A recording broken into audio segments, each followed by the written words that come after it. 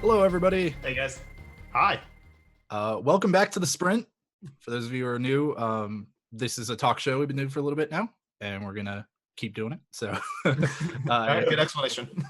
there we go. That's it.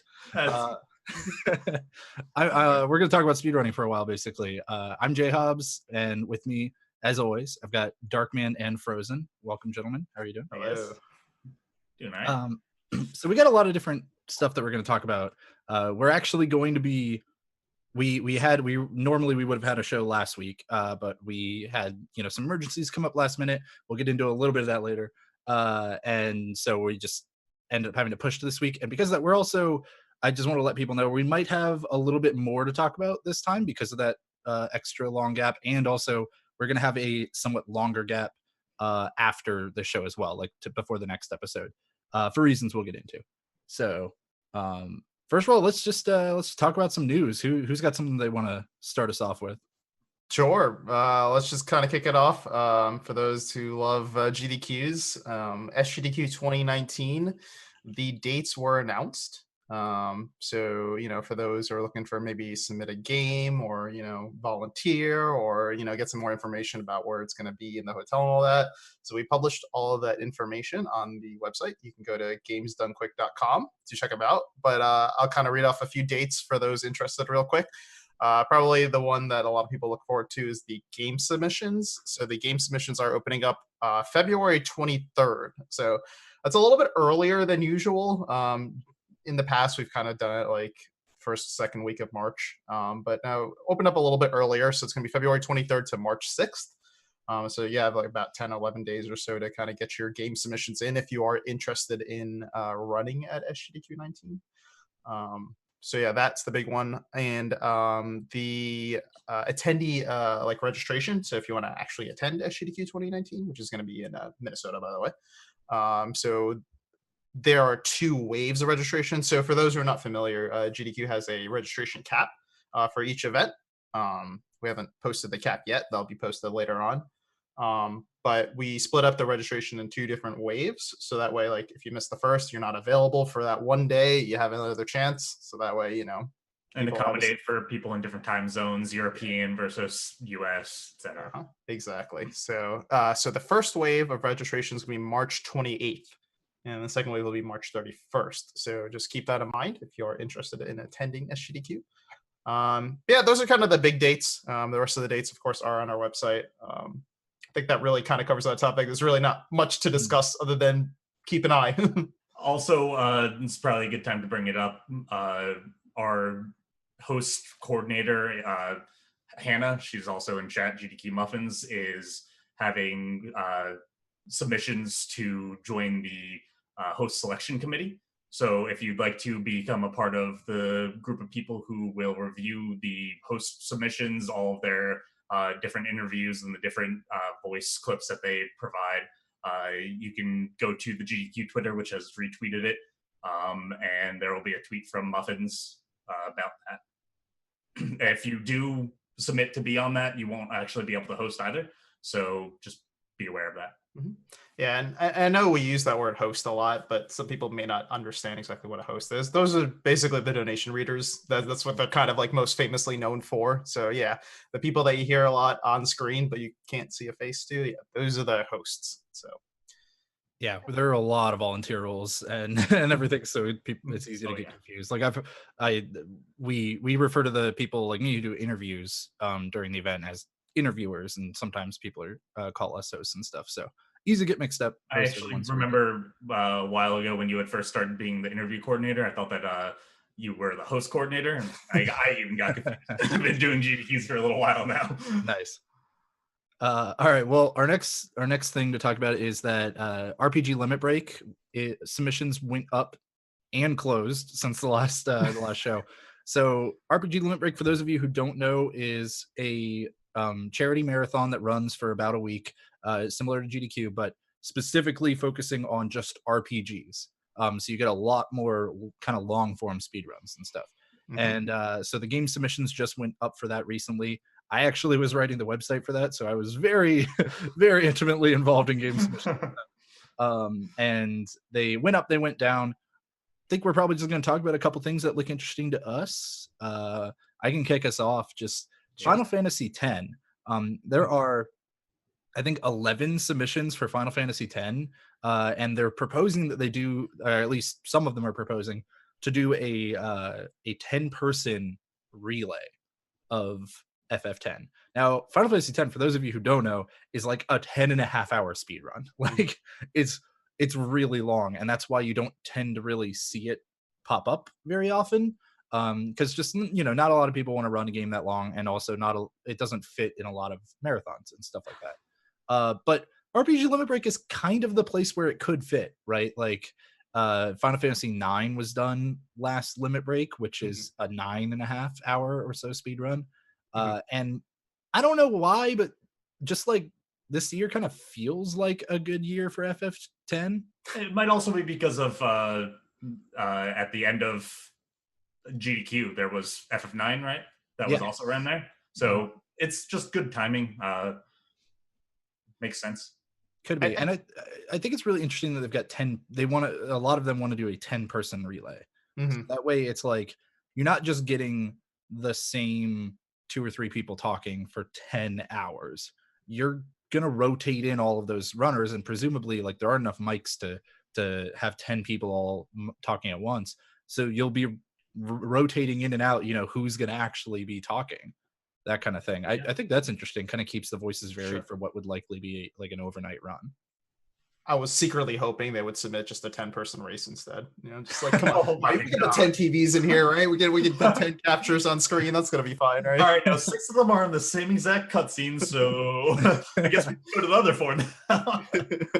Oh man, could you imagine that? But also you're like rearranging them to be in order of who's in, like, of what order they are on the screen. So it's just constantly like, oh man, that'd be awful. I forgot to mention, by the way, kind of disclaimer, I do, like I said, I've made the website for Limit Break and I do stuff with Limit Break, but I'm not involved in any way with selecting the game. So us talking here, that's not any kind of inkling of like what might get accepted or anything like that. It's just me saying my own thoughts. Yeah. Similarly, Frozen and I are not involved in RPG Limit Break in any way, so don't have to worry about that. So what do you guys, what stands out to you? Sure. I'll go ahead and start off with a game that I kind of like a lot, and that's Earthbound. You know, obviously everybody's favorite cult classic SNES RPG. So it's not really something new or anything glamorous like that, but it is a category that I don't feel like I've seen in a while, and that's the any percent submission for Earthbound. For those who aren't very familiar with Earthbound speedruns, the game can be very, very glitchy, very broken. You can do a lot of things with that game. You can go all over the place, out of bounds, do a lot of all sorts of things, beat the game in an hour, which, you know, if you've played Earthbound, it takes a little bit longer than an hour. Yeah, usually not an hour. Yeah. It's a goofy category. And from what I remember in the past, I don't really follow like the Earthbound scene, so I don't know, maybe things have changed. But I remember in the past, any percent was a very difficult category to run. It was a very risky category, and there's a lot that could go wrong. So I'm very curious to see if maybe things have changed. Is there like a better route, or is it just the same thing, but it's just people are just ready to kind of take a shot and see what happens? Yeah.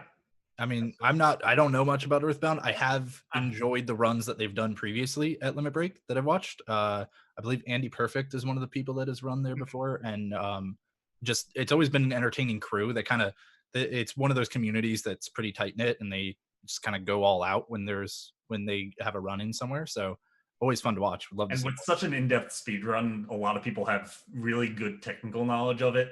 I mean, even just the first section of the game where you're doing the entire manipulation of RNG. It's just knowing the exact steps. And as Darkman said, if you mess that up, typically you would have a run dead, but they have backup strats, at least previously. They may have something even brand new for RNG manip. I have no idea. I haven't watched it in probably a year.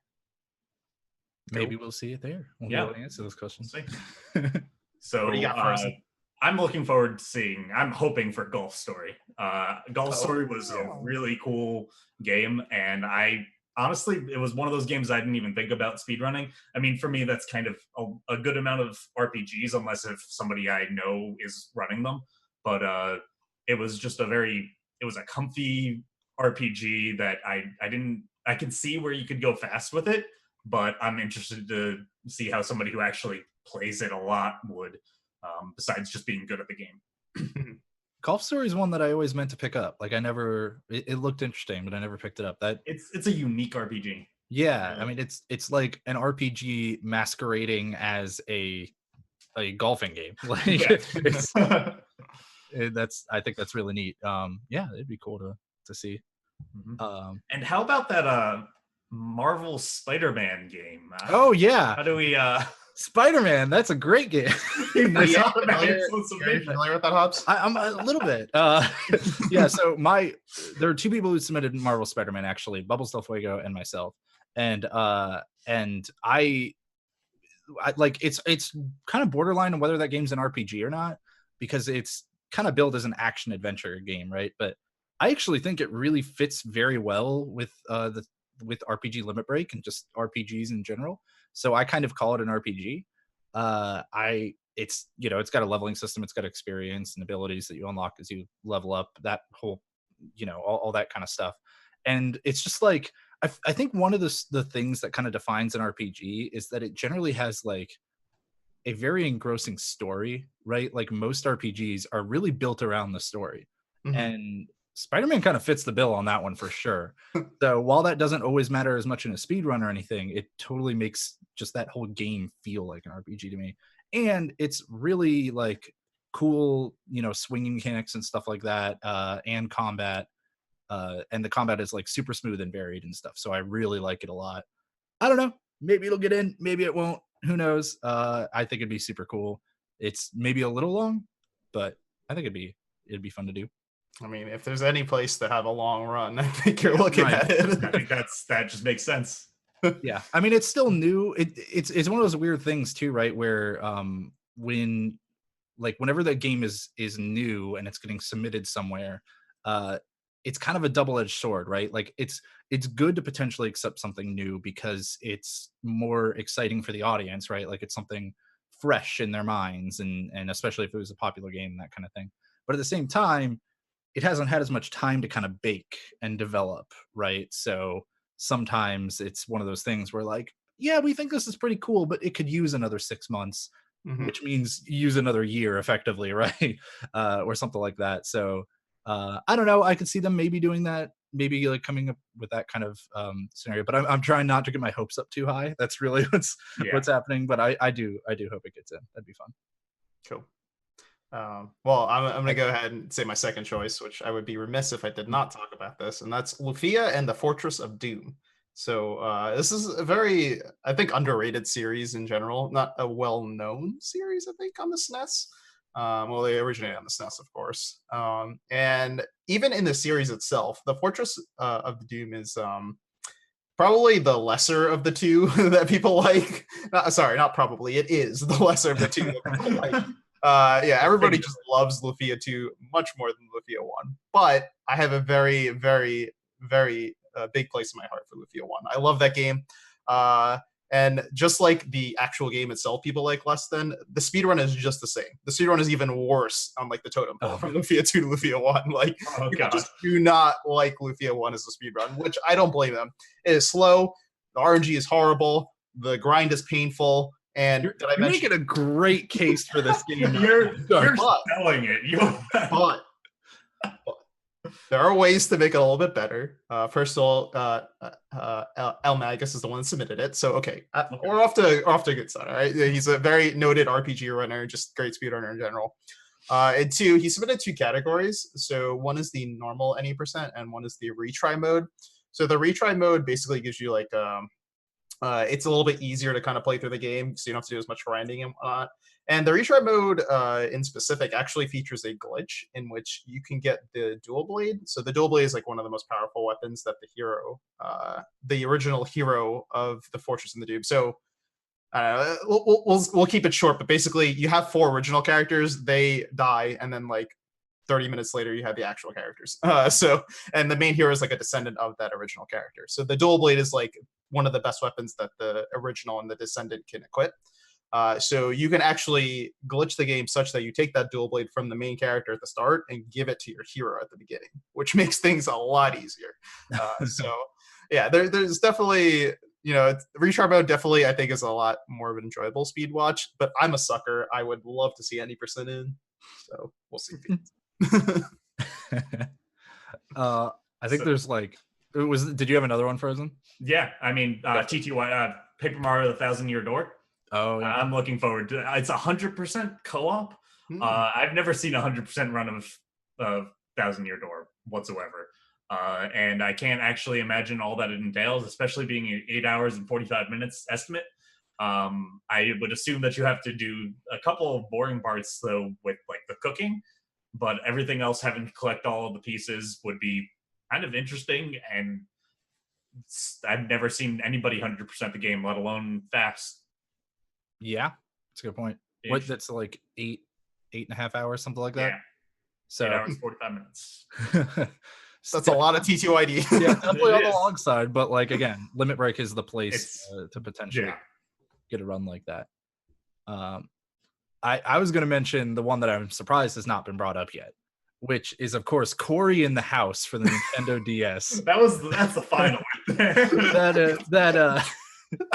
That is a game that was submitted to RPG Limit Break 2019. The thing I love most about this, which like they try to sell it in their description of it, they're like, this gameplay can be described as an adventure stealth game where the player controls Cory and his friends as they move through locations. But I love the best part about the submission, which are the pros and cons. And the pros, meme, and the cons, very meme. So how is that a con? I don't know, man. I didn't write the submission. See, I would think if anything, the pro is the very meme and the con is the meme. Yeah. I don't know. Yeah, there you go. I don't know. Possibly. But yeah, so Cory in the House, I don't know. Maybe we'll see it. It's just I doubt it, but we'll see. I'm sure it'll be reviewed, just like everything else. Or just throw it out immediately. One of the two. It's an RPG, right? Yeah. Just tell me it's an RPG. Is it an RPG? I don't know. It's an RPG. I mean, I don't actually know what the game even looks like. I have no idea whatsoever. It might be. It might be the best RPG of all time. It might be the best speed game of all time. We don't know. It's probably not. Just gonna get that out there. But I mean, I'm hopeful. I really am. Oh man! All right. Well, we should. Any last submissions they want to talk about? But I will say that if people want to see the submissions for themselves, they can go to the website, which is rpglimitbreak.com, and then just click the submissions tab. Yeah, and it will probably not crash. Hey. And it does. I'm hoping. It sometimes did. Yeah, hopefully it won't. But yeah, it might. If it does, just ping me on Twitter. Just tweet at me. All right, so our next thing, Darker, I'm gonna let you take this next one actually, because I think this is exciting to all of us, but I believe you're the one who first saw it. Yeah, this is really cool. So obviously, I think a few of you in chat and a few of you watching YouTube are familiar with Super Mario 64. It's had a very long history as a speed game. It's definitely one of the more popular speedruns in the community, and just like from a general viewer perspective as well. And obviously, a lot of people are familiar with Cheese. He's the current 120-star world record holder.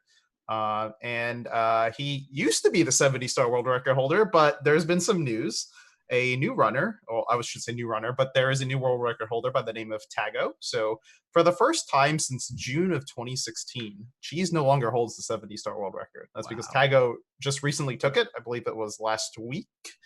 The original run that beat Cheese's time literally beat it by just a matter of frames. Like, they were tied going to Bowser, the final level, and it really came down to it's funny story. Like, literally, Cheese was the one in the you do the side by side. Cheese was the one that actually finished the throw earlier than Tago by just a few frames, but because of the positioning and where they were, Tago was able to get the final star before Cheese did. So therefore, he got a new world record. Yeah. So since then, Tago's actually improved his time, so he's now 30 seconds faster than Cheese. But yeah, it's really cool to see new runners coming in. I don't know, guys, what do you think? I have my own perspective on it, but I want to kind of hear what you guys think about this. It's awesome. something, I mean, seeing new people coming in, I don't even know the SM64 speedrunning community all that well. So Tago may have been around for years upon years, but I haven't really heard much about him. And seeing new people taking records just means more and more competition. Competition means more people running it, means driving down times. Only a good thing. That's like probably the most exciting part about it to me, is that often when something like this happens and you have a record with kind of some legacy, or a runner with legacy who like has just held the record alone for so long, and then someone comes out of, we say out of nowhere, but presumably not completely out of nowhere. I'm sure he had been grinding for a long time. But when somebody just, comes in and takes that record away, it can often kind of spark a little battle of like, all right, let's get the return from Cheese, and suddenly Cheese and Tago are trading it off and on or something as they both continue to try to improve. That's the kind of thing that I'm really excited for. I don't know what either of their goals are with the gamer category. Like maybe they're both like, oh no, I'm pretty happy with it now. And we might not see that kind of thing, but there's always the chance for it. Or also just like for someone to realize that we've seen the crack in the armor, so to speak, when, it's been 2.5 years since someone other than Cheese held the record. So to see this, like, oh, hey, other people can potentially take it. It could inspire other runners on top of that. Yeah, it's interesting. I kind of harken this back to the old days of Siglemic. I'm sure a few of you are familiar with Siglemic. For a long time, he had grinded this game down, Super Mario 64, to the point in which like his times were fantastic, and there really weren't many people around his skill level. It showed in the times, like he was minutes ahead of the competition. Maybe that demotivated him, maybe it didn't, I don't know. But for a while, Super Mario 64 was kind of stagnant. And then like in came the new blood, the new generation, where I think Cheese was kind of one of those people that kind of came in and started like, really pushing the times down. So just like, having that new blood there only really, I think, can really spur up further growth. Like like literally after Tago got the world record, I saw Cheese streaming 70 star attempts. So, it's clearly a motivating factor for him. He wants it, he's not gonna, sit there and watch somebody just continually to improve the world record. He's out for blood. He's gonna try to take that world record back. And I love that. I love the competition, like Frozen said. Mm-hmm. It's always cool too, just like Super Mario 64 is probably the most popular speed game ever. Maybe, kind of rivaled with Ocarina of Time and Link to the Past.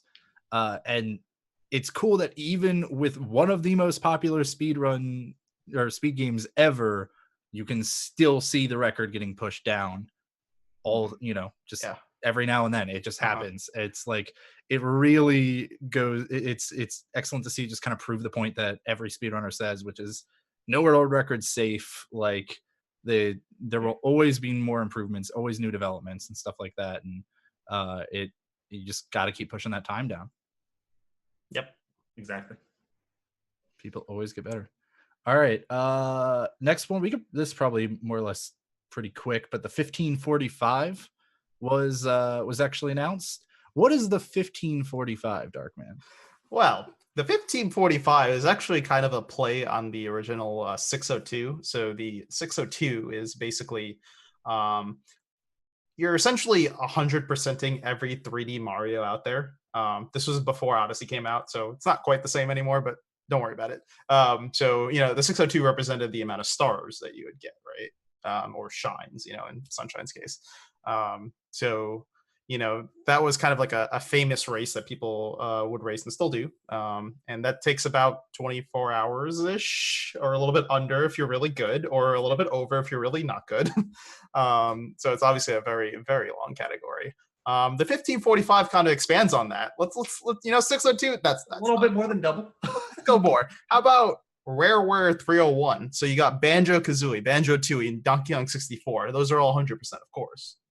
How about the Sprash Fecta, Spyro, and Crash, full completion? So combine all three of those together, and you have the 1545. Not quite all stars, but you get the idea. It's all like the only stars that are cut out are duplicate Yeah. stars. Basically, there's an extra lap with Luigi that you don't do, which also eliminates, I think, one extra unique star. But like everyone kind of agreed with that one. Just we don't want to do a second lap with Luigi just for the one extra star. Mm-hmm. Yeah. So obviously, with something like this, it is not really possible for somebody to do this on their own. If you did or tried to, I bless your heart, but I wouldn't recommend it because crossing 100%. Yeah, because I think when you put it all together, it's something like 3 days or something like that. Yeah. I'm sure someone's either tried it or eventually one day will, but please, for your own health, don't do it. So what they do is they actually make this into a team relay race. So they get people that do different parts of it. So like, one person may do like the rareware, or one person may do like just the Spyro section of the Sprashfecta, so they get a bunch of teams together and they have this race, which is supposed to be July 12th to the 14th. So that is right after SGDQ. So leading up into the 1545, they're going to do kind of like weekly races starting in March of like some of the different games, basically every week. There might be some gaps in the middle to kind of like promote what's going on, because they have their own channel now. So yeah, I think it's pretty cool. That's always awesome. Yeah, to see team relay races. I don't know if you guys have any thoughts. It's really cool to I think that's a great way to get communities to bridge as well. So I've seen in the 602 or the 301 case, those communities, they're already relatively tight-knit in a lot of ways, a lot of the people who compete in those. And so getting everybody to come together and work different speedrunning communities into one group, that's really cool. I've seen it even within almost a smaller segment with like the all 3D Zeldas, where they did a relay race of those, and each one of them had a specific runner from that game. Each one of those games has a different community, really. So not necessarily everybody knew each other. I think that's awesome. I think relay races in general are something I'd like to see more of too, because there's such a fun aspect to like creating a team out of speedrunning. Because like when you look at a games community, generally everybody in that community is more or less on the same team, because everybody just wants to see the record get pushed down or see more people show up for their game and help, come up with new strats and stuff like that. So there's always kind of that community feeling all the time. But when you get to races and stuff like that, it turns into, this one-on-one thing pretty much all the time. Mm-hmm. I think it's just super neat to have a team aspect in speedrunning, where you could be like, listen, dude, if you're having trouble, getting, better at Spyro 1, I'm going to help you with that mental attitude. Let's figure out what's going wrong, all that kind of thing, because I need you to be passing off the baton to me for Spyro 2, like with a good lead, just getting the best time. Yeah. So I think that's just neat and fun. I've done like one relay race before, I think, and it was very fun. It's just super cool. Like you hit done on the timer because you like beat the final boss or whatever. You get the final percentage, and then it's not over. Normally that's your big like exciting rest point, and it's like nope, no, next person, go. It's super cool. And I would do that for 3 days.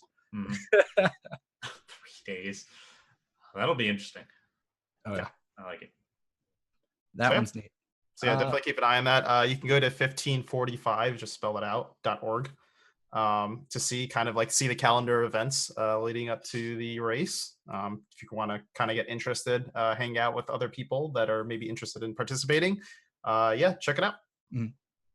I think we'll probably be pretty quick on this one, but there was a new Dustforce DX SS all levels TAS, which is a very long thing to say, but with a time of 40:20.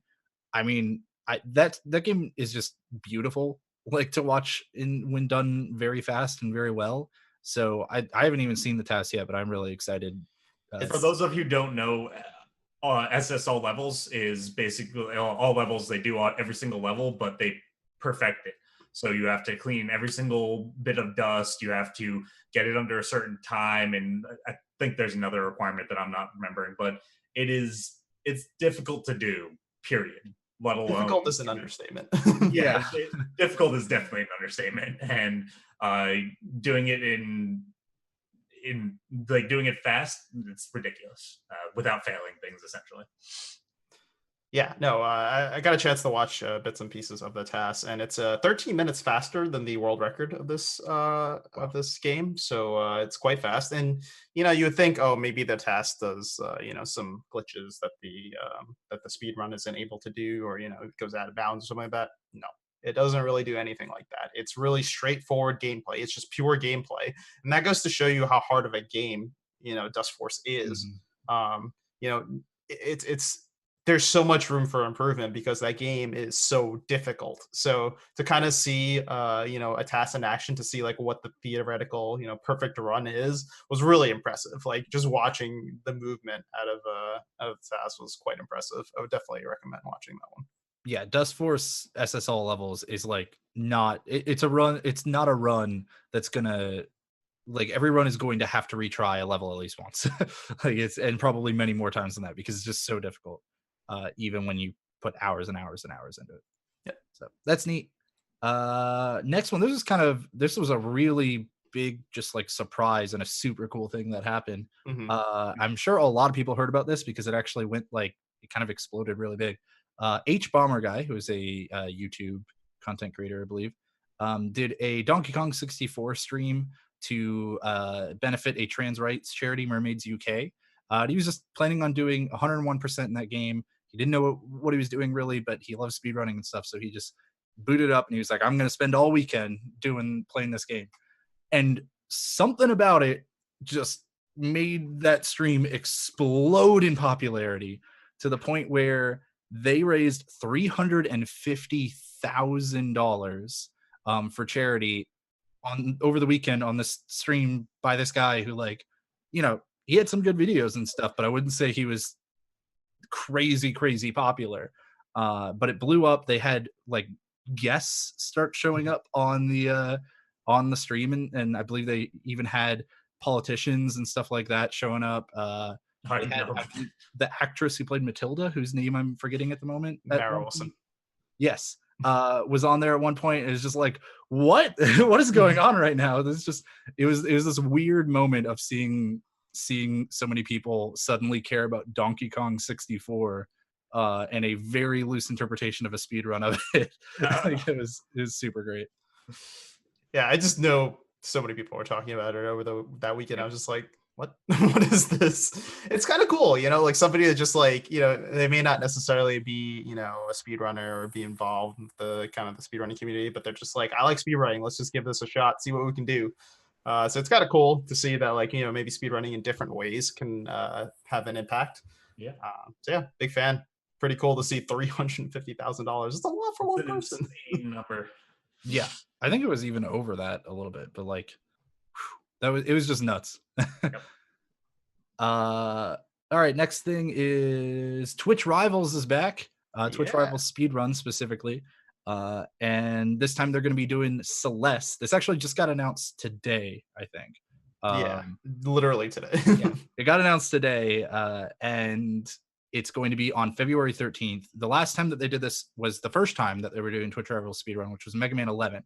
We talked about that on stream or on the talk show for a little bit because we had one of the participants on as a guest. Twitch Rivals this time is a little special for me because I'm actually getting to be one of the commentators for it. Hey, there you go. For this event, which is like super cool because I was a big fan of the first one that they did. And yeah, Spike Vegeta and I are going to be the two commentating Celeste. And there's going to be 21 entrants actually in this thing, and cool.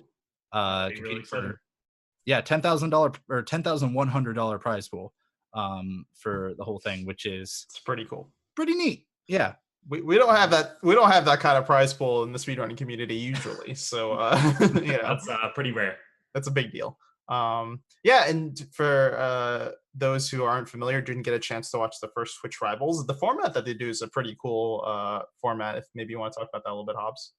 Yeah. So like I said, there's 21 entrants, and basically they are given 4 hours to come up with their best time that they can in that 4 hours. So generally they'll kick off the beginning of it with a race, so everybody finishes one run and has a time, and then that'll kind of start your leaderboards in terms of who's currently sitting in first and all that. And then for the next 3.5 hours or whatever, you can reset as much as you want. Like, you just start attempts and go and just try to get your best time. So if you die, you know, in a really bad spot halfway through the run or whatever, and you're like, I can't take that time loss right now, you just reset and you start over. One of the cool things they did last time too was that most of the runners cleared their splits before they started, so that way you could always see what their best time was for that actual session, like rather than compared to their PB or something like that. And not only were there multiple PBs last time, there was a new world record in Mega Man 11. Crazy. Celeste has a few people that have been going in really hard on it for a while now, so I would not be surprised to see something like that happen again, whether it be PBs or even potentially a new world record. I don't know. TGH did just get a new one, I think, last night, if I'm not mistaken. I feel like we can talk about that every single week with TGH. I know, right? Every single time it's like, oh yeah, TGH got a new world record. Yeah, this was our Celeste mention of the episode, and it was actually valid. Was Rivals. I'm super excited to commentate. I'm super excited to watch it while I'm commentating. It should be very fun. What do you guys think about the format? We didn't talk about it too much last time with Mega Man 11. I'm a fan. I like the idea. Basically, this was popularized by Speed Gaming and their Chase for the Record segments, where they would kind of have like 4 world record holders, kind of like, you know, do runs in the same time, like not 4 hours long, but like over a couple hours to try to like hit the world record. So I love the format, and it works for this type of thing because it's not just people going for the world record anymore. It's for people going for as best of a time as possible.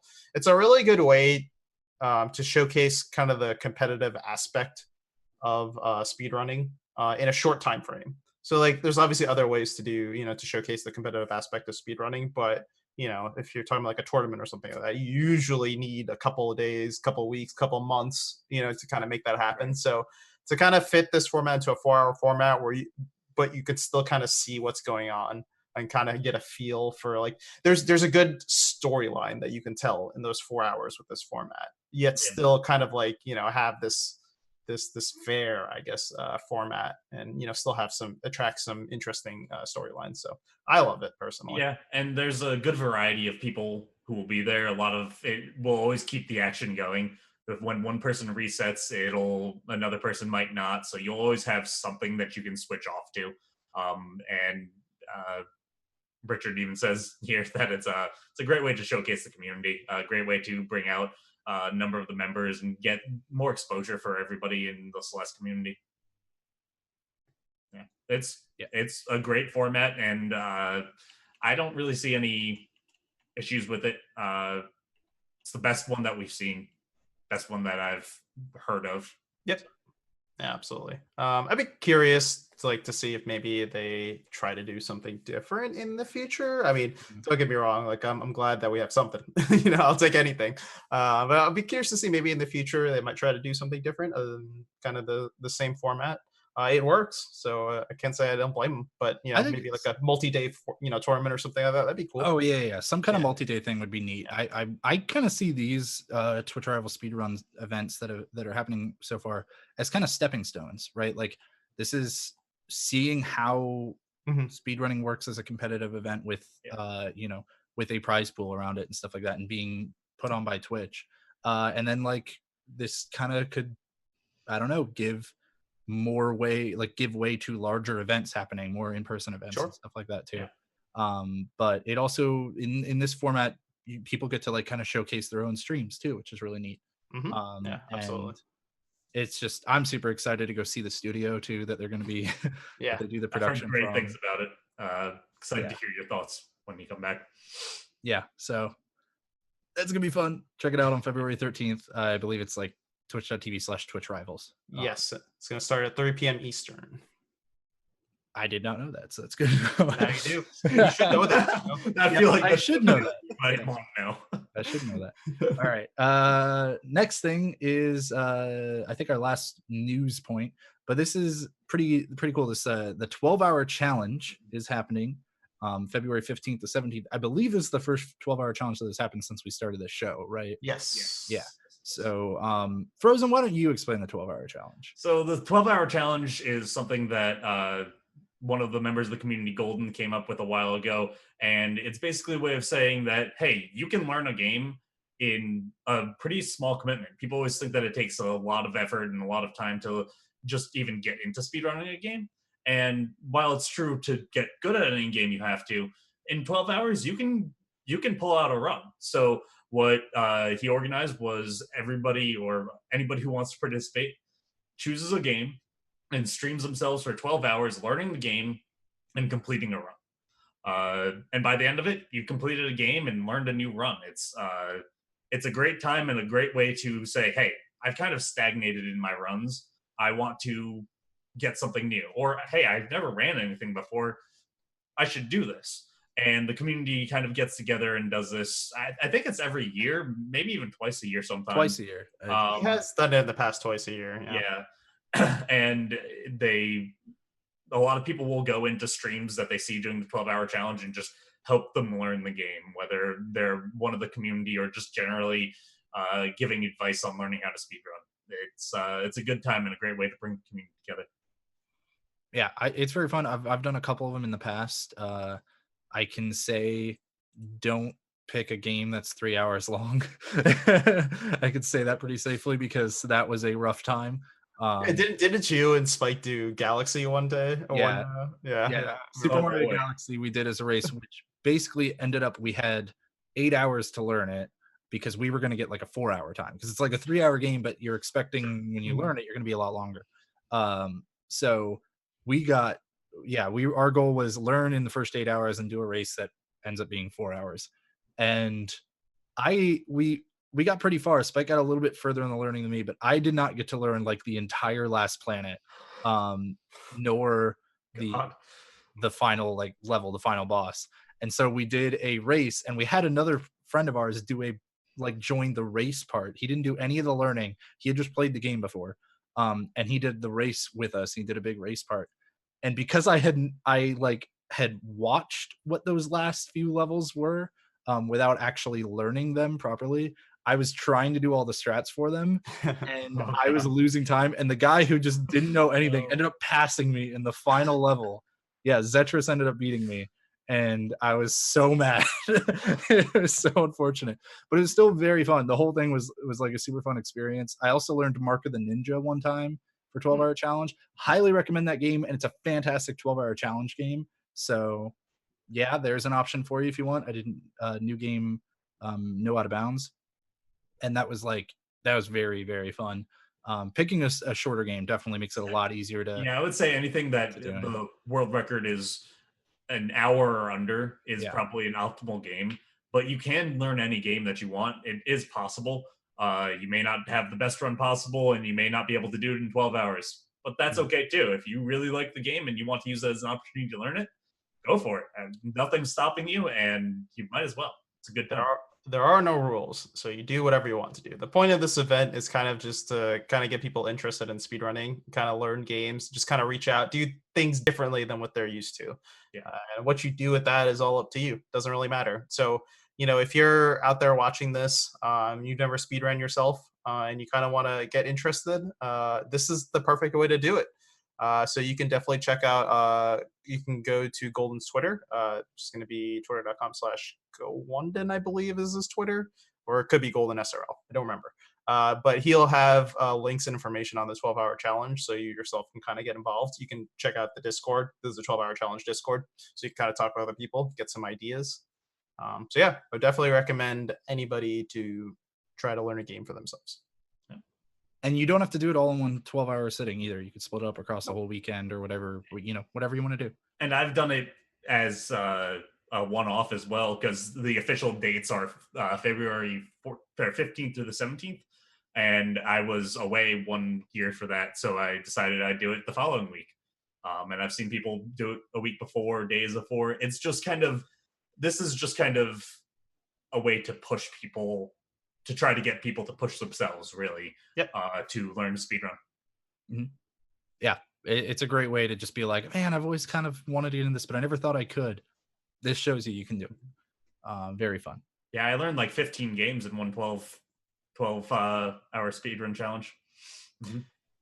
That's all the humongous entertainment games. I was about to say that's a lot of fun. Oh man. All right. So let's move on to, I think, let's move on to what we have, I think, kind of just dubbed. I don't even know if we had a name for this segment the very first time we did it. We did. So we originally called it. Time?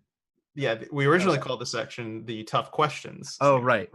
But this time around, we're not going to have a tough question, but we still want to kind of have this like discussion point. So I called it roundtable discussion. Mhm. And the topic today is to kind of like talk amongst each other. This might be slightly relevant to one of us here. You just have to find out who. So this week's topic is speedrunning a new game. So a game just comes out, and you play through it, you love the game, and you want to do more with it. You want to speedrun. So what now? What do? Like, what goes into speedrunning a new game? So I'll start with you, Hobbs. Spoilers, Hobbs is the one this is relevant to. Yeah, so little unknown game, just kind of little indie title came out recently called Kingdom Hearts 3. Oh, are you excited about that? It's only been like 13 years. But yeah, so Kingdom Hearts 3 came out recently. Played the crap out of it. I will not get into spoilers. Don't worry, anybody who cares about that stuff. So played all the way through it and stuff, and I'm still kind of doing some 100%ing stuff. Super fun. And of course, because I started out as a Kingdom Hearts speedrunner, that's how I got into speedrunning. There's always the thought of like, of course I'm going to want to speedrun it, right? Like, it's one of those things. And so for me, I think with speedrunning new games, I mean, there's so many facets to it. I think the interesting thing for me right now with Kingdom Hearts 3 is a lot of people were asking me before the game came out, hey, are you going to speedrun Kingdom Hearts 3? And my answer was always, I will do at least one run of it. I will speedrun it at least once, just going through and not really knowing what I'm doing and kind of just doing my best to go fast. After that, it depends on if it's a good speedrun or not. Like, there's a lot of games that are great games, but not super fun speedruns. Just like there are a lot of games that are terrible games, but are very, very fun speedruns. And so that's one of the aspects that I don't even think was a big thing we were going to really talk about that much, is when you are anticipating a title so much for a casual experience, does that automatically mean that you're going to speedrun it? Like, whether it's good or bad. Right. And so that's the kind of thing. I haven't actually had the chance to really start speedrunning it yet because I've been busy with other things. But I very much plan to. And I don't know, there's some things about the speedrun that I think are going to be really cool, and there's other parts of it that right now are not looking the best. But, and somebody else can jump in on this part now, new game speedruns, especially for a game as large as Kingdom Hearts 3, will always change super rapidly, and not like a month later, 2 months later, they won't look anything like what they did the first week it came out. It's almost a joke saying world record on even the first week, because they trade hands dozens of times within the first month, probably, at least, even past that. And it's just it always is interesting with new games coming out like that, especially with a Kingdom Hearts 3 type thing, where the speedruns for 1 and 2 were they're good speedruns. And people love speedrunning them. So that's kind of also what they would expect. Those the really tight platforming, the great combat where you're very precise, and hopefully people got that from Kingdom Hearts 3. So far, what I've heard from it, at least in this case, has been that it's mostly using spells and not as exciting as they hope. But it's only been a week and a half, 2 weeks, something like that. And that'll change. Yeah. I can almost guarantee it. Yeah. I remember specifically going through this with Mega Man 11, back when that came out in, was this October? Kind of banking off your original question that you were asking, Hops, and that, if you're interested in a casual game, does that automatically mean you're going to speedrun it? Coming into it, I actually thought I was going to speedrun Mega Man 11, but after playing the game, I just didn't really find it in me to actually speedrun the game. It wasn't really my cup of tea. It's not to say I didn't enjoy the game, but it's just I didn't feel like it was going to be a speedrun that I wanted to play. But I loved watching the speedruns of the game. Oh yeah. Watching it is fun. It's just I don't really want to play it. Yep. But kind of like, echoing off of Frozen's thoughts and Hobbs' thoughts, I remember seeing like the process of Mega Man 11, just see it change. Like, I remember seeing like the Mega Man 11 channel. I mean, this is unprecedented territory for classic Mega Man runners. We had new games since really before speedrunning was popular. Mega Man 10 coming out in 2011 or 12, something like that. So, that the community was totally different back then. So it was kind of interesting seeing the thought processes of people and seeing how all the routing was changing over time. Like, routes changed. Like, there was like 4 different routes in the first like 3 or 4 days. Like, people were just doing their own thing. People were playing on different difficulties. There was no like standard difficulty. Like, it was the Wild West. Like, you just really don't know what to expect. People were like doing like, strats for like certain difficulties. They're doing strats for like, different difficulties, like different routes. And it was hard to really make sense out of things. So that was kind of like part of the challenge, is like, how do I run this game when there's really no like there's no sense of confidence in what I see in front of me. Like, it's hard to kind of wrap my head around everything. That was kind of similar with Super Mario Odyssey, which was a game that I speedran like quite a bit when it first came out. And yeah, like, people had routes immediately, but it was because of especially the sheer popularity of that game. Like, it was the biggest explosion like in speedrunning any new game that I think has ever happened. And I would, like, I'd watch a record or something, do a run myself, and by the end of the run, I'd be popping into the Discord and asking, okay, so what changed about the Metro Kingdom route while I was doing that run? Like, while I was taking an hour and a half to play the game, what changed? Because I'm sure something did. And yeah, it usually did. Or I'd go to sleep, I'd wake up, all right, and new fastest times like already 2 minutes faster. Like, let's go. It was just, it's very cool. But like you said, it was kind of the Wild West, which I think is how it goes for a lot of games, especially larger games or more like open games, not strictly linear level based. A lot of the time it just kind of goes, you don't know what's going to happen the next day. Like, you don't know what somebody else is going to find. Maybe one of the links in Kingdom Hearts 3 is like crazy broken. Spoilers, it is. I'm not saying which one. And it's like, you don't know if it's a bug. You also don't know if it's going to get patched.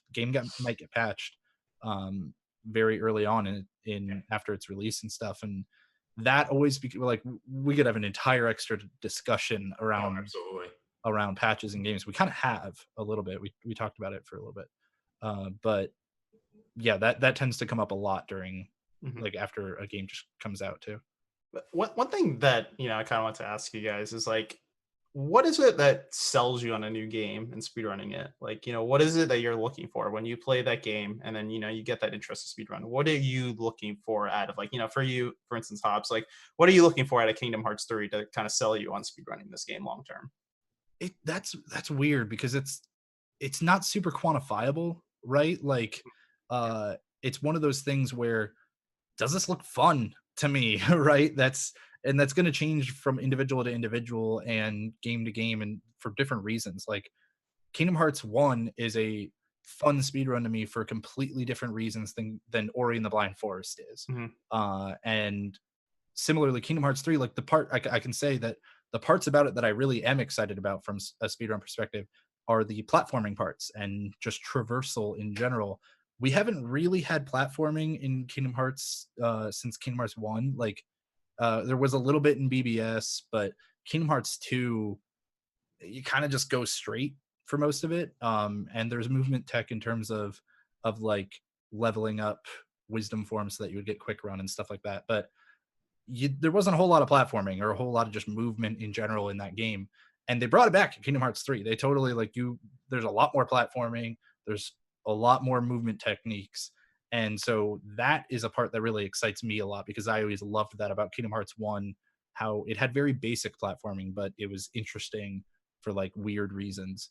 And so I'm excited about that part with Kingdom Hearts 3. That's what appeals to me. I was hoping for maybe a little bit more variation in boss strategies and boss fights and combat in general. But like I said, still very early on. Can't really know what it... Yeah, exactly. Can't really know what direction it's going to go in for tons of different reasons.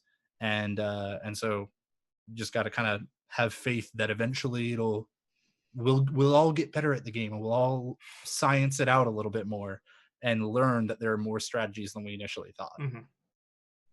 You hope. sometimes you find out that one thing is more broken than anything else that you already thought, and that becomes the one strategy for the whole game. But yeah, for me, I'm looking for something that when I play the game casually, because I won't speedrun a game without playing it casually. Right. And when I'm playing it casually, I want to again, not really quantifiable, but when I'm going through the movements, I want it to feel fluid. Yes. I want it to connect together in a way that is rhythmic. I don't know the right word for it, but it feels like I don't have too much horrible downtime where it's just boring. Like you get to the end of a dash and you got to wait a quarter second to start up another dash or something, and it just feels awful. Yeah. I'm totally with you there. Like, and that's one of the interesting things is sometimes casually something you can't find the fluidity in a movement system. But then when you find out, like, oh, it turns out if you use an attack, right, like during this dash or whatever, during this animation, it totally cancels out all of those garbage lag frames at the end, and suddenly it's one of the most fluid movement sets that you've ever seen. So it's weird because, like, casually, like you're saying, you can look for some of that stuff while you're going, but you still kind of always need to take a look at the speedrun after to know for sure if your assessments were correct or not. But there are times when you play a game where you, like with Teslagrad, when I first played it casually, after I finished, I went, wow, this would be a fun speed game. And when I looked at the speedrun, I was like, oh, yeah, I could see it. And then it became my main game for a long time. Yeah, so it's a very... That's just how it goes for me, is when I'm playing it, typically that'll make me look into it. Unless if it's a super popular game already, then I probably see the speedrun before I play it casually. All right. Well, there's tons more to talk about in this topic. Like, there's even one of the interesting things that Kingdom Hearts 3 did that the leaderboard mods decided on was there's a 2-week embargo on submitting anything to the leaderboards. So people could do speedruns. People are always going to be able to do speedruns if they want to do speedruns. But there's no leaderboards for the game. I think we're still within that 2 weeks. Yep. There are no leaderboards for the game, and they'll open up in a little bit because of like several different reasons. One is it gives the mods all a chance to play the game too. It like they get their casual experience before they have to immediately jump on verifying runs, but also it gives time to figure out what's the timing going to be like. Do we need to figure out like removing loads? Do we what does the game even look like at all? Like, is there stuff that's going to make sense as different categories right away that we want to add? Like, who knows? So it's a very interesting idea. There's a lot of pros and cons to it. Probably something maybe we can talk about it another time, but we've already got a pretty stacked show here tonight. With the extra week and everything. So any last thoughts on like running new games? If it's fun, I'll speedrun it. If it's not, I won't. That's really what it comes down to. Yeah, that's what it comes down to. Gotta enjoy the speed games. Yeah, there's sometimes very few occasions where I'll like speedrun something for a reason, like either out of a feeling of obligation or like desire, but without really enjoying it, and they never last long. Like, for example, I wanted to speedrun the game Hob, because my name is Hobbs.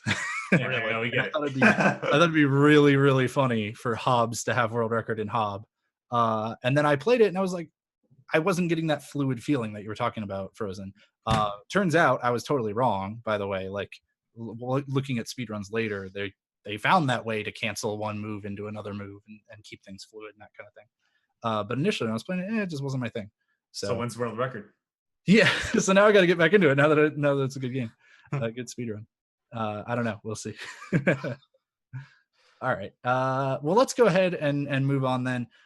We are going to actually take a quick little break, not very long at all, probably less than a minute, just to bring in our guest, because we've got our speedrun analysis segment coming up next, where we're going to be talking about Mega Man 02, which was a game that was at Awesome Games Done Quick. It's at AGDQ 2019. And in fact, the run that we're going to be looking at is specifically the run from AGDQ 2019. Like it's Krankdud actually set a world record at AGDQ 2019. And we're gonna actually be having Mythical 09, who's been in chat, I think, or Mythical 9, sorry, not 09. Mythical 9 has been in chat, by the way, and stuff. And Mythical is actually our guest. He commentated the run at AGDQ, and he's going to be breaking down this world record for us. It's really interesting too because he commentated that run live.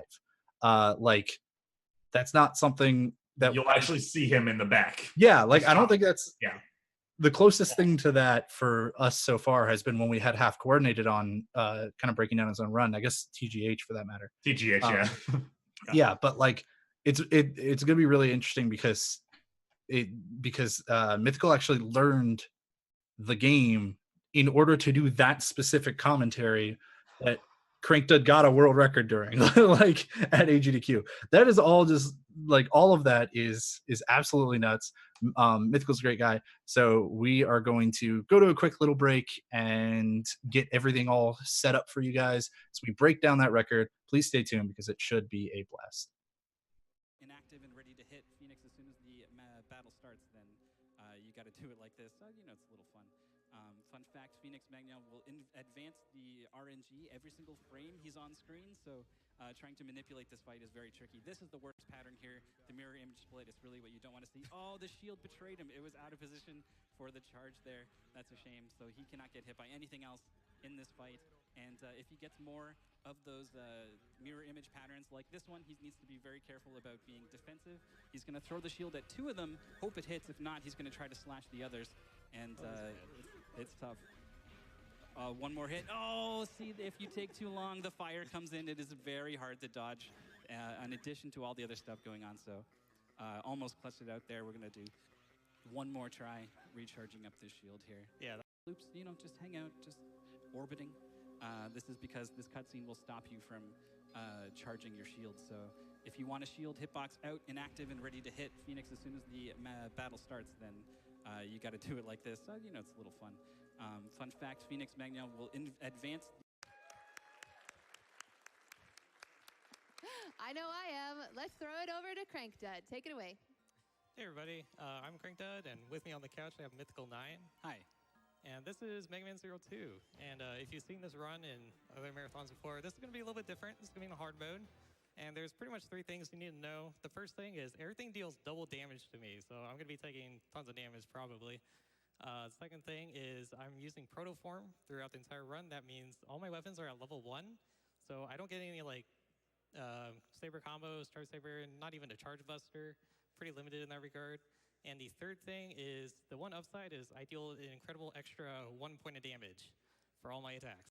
So we did get just a B rank there. That's good. We don't have to worry about that going forwards.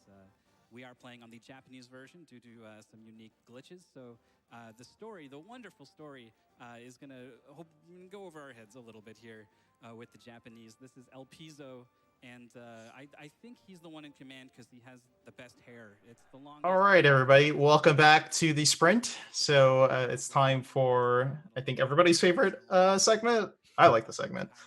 So this is the the speedrun analysis. So we're going to be, of course, as Hobbs was saying, we're going to be taking an in-depth dive into a run every show. And this week is, of course, Mega Man 0, and as Mega Man 02, excuse me. And as Hobbs alluded to, we have our guest Mythical 9 here. Mythical 9, welcome.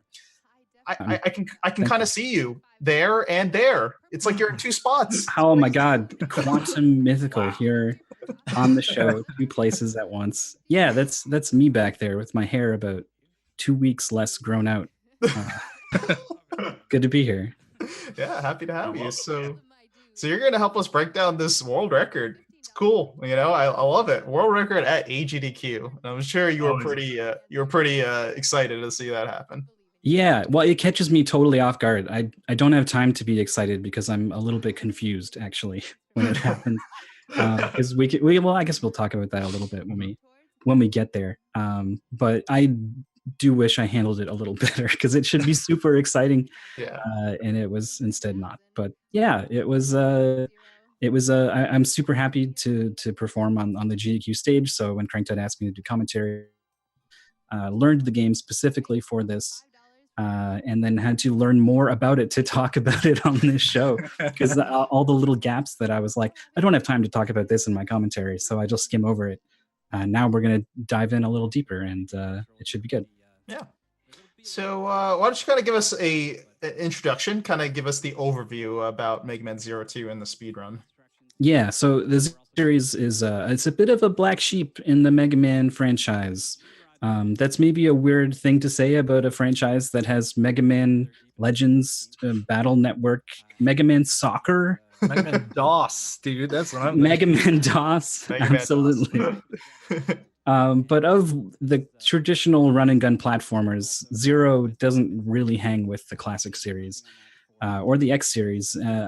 Whether it's because you're not really playing as the Mega Man or because the series is on the GBA or something else, I don't know. But it's a bit of a shame because I think it really stays true to the core of what makes Mega Man Mega Man. You know, you've got the jumping, the shooting. You fight a crazy cast of enemy robots and gain their powers, and the levels have the same sort of structure of, you know, a long horizontal screen with a vertical section that is also maybe a checkpoint, and then another horizontal section, and then the boss corridor. And it really does feel like Mega Man in the way it's sort of presented and also in the way it plays. Mega Man has a certain sort of feel to it, a weight or lack thereof to the jumps and hitting the dashes and the wall jumps in the X series and stuff.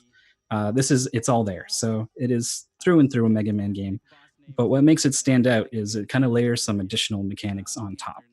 You've got 4 different weapons, and they gain experience as you use them to unlock new abilities, which is, I think, probably not in any of the other games. You know, you get the upgrade that lets you charge up the Buster and do new things in Mega Man X, but it's not quite the same. Most levels have a mission objective as well, which is pretty unique, and executing on that as well as doing other things like not getting hit, getting kills. These will give you a ranking. And so it also gives you like a title based off of how you did. So you'll be like a Silver Flash or something. I don't know what determines the ranking. All I know is it called me a Wounded Edge Boy as my ranking when I played, because I wasn't doing so well. Wounded Edge.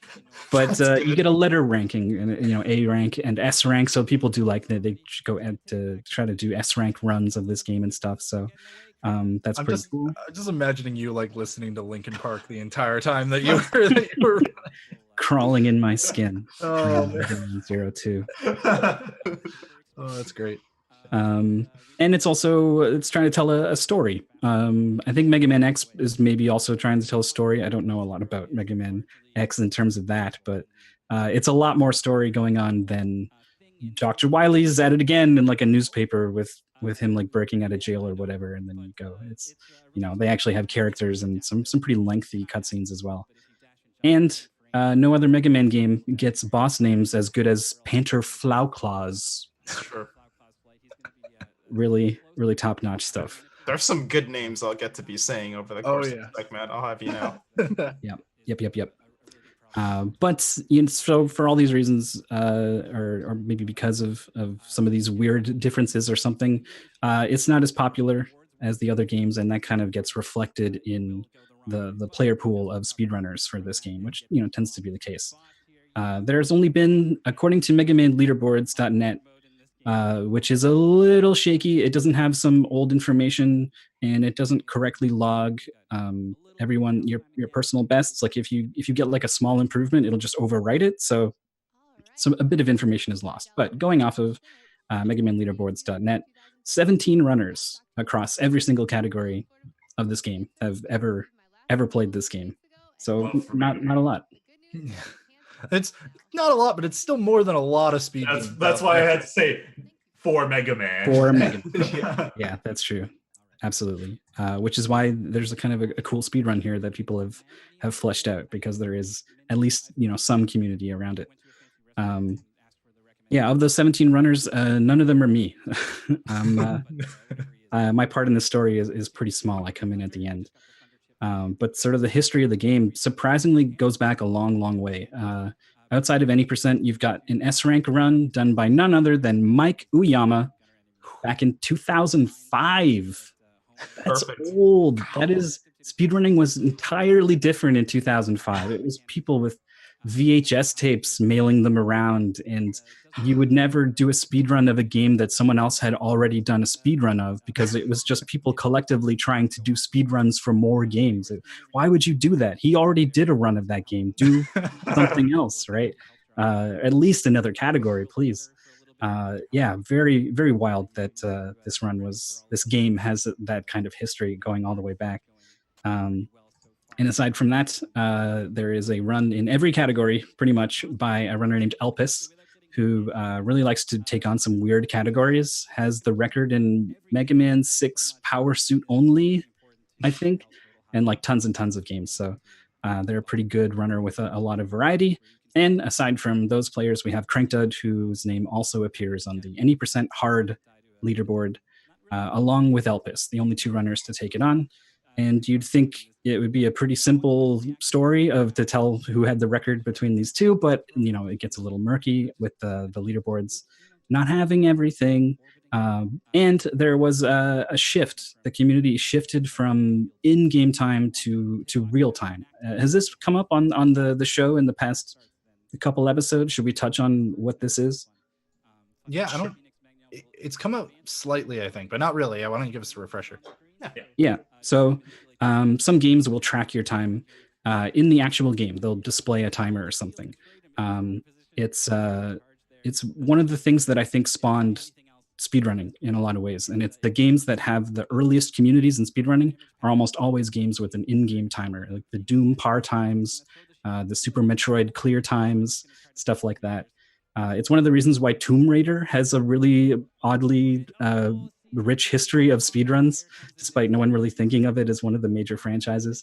And so the in-game timer varies from game to game, depending on how it runs. It will pause for cutscenes or maybe not during certain things. For this game, because probably due to this run back in 2005 by Mike Uyama, started when the in-game time was kind of just the gospel.